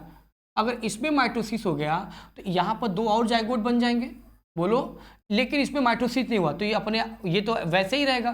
तो ओवरऑल कितने बच्चे बनेंगे? 4। तो इसको बोलेंगे ट्रिपलेट। क्या बोलेंगे? अब इसे बोलेंगे ट्रिपलेट। तीनों बिल्कुल हम शकल एक दूसरे के रहेंगे, या 4 भी हो सकते हैं, अगर यहाँ भी माइटोसिस तो 4 हो जाएंगे। तो ये बहुत रेयर केस होता है कि किसी को 3 एक साथ हो जाए, किसी को 2 एक साथ हो जाए और किसी को 4 एक साथ हो जाए। ट्रिपलेट या क्वाड्राडप्लेट तो बहुत रेयर होता है, किसी को 4 या 3 बच्चे हो। हाँ, ट्विंस बहुत लोगों को हो सकते हैं, मतलब 10 लाख में, लेकिन कहीं कहीं पर तो कई लोगों को देखा गया ट्विंस होते हैं। तो ये ट्विंस तब कब होता है? जब मोनोजाइगोटिक हो। और एक चीज और जान लीजिए, मोनोजाइगोटिक होने का मतलब ये हुआ, जो ट्विंस में पहला मैंने बताया आइडेंटिकल ट्विन, ये ट्विंस बिल्कुल हम शक्ल होंगे, बिल्कुल 100% एक दूसरे के बराबर होंगे, आप इस पर डिफ्रेंशिएट नहीं कर पाओगे, लेकिन कुछ ना कुछ बॉडी में ऐसे मार्क्स होंगे जहां हम ट्विंस को बता कर सकते हैं ट्विंस। जैसे एक होता है इनका बिहेवियर, तो बिहेवियर तो दोनों का अलग अलग रहेगा। जल्दी बोलिए भाई, बिहेवियर तो सबका अलग अलग होता है। एक और क्या डिफरेंसेस आप देखोगे बिहेवियर के अलावा ट्विंस में?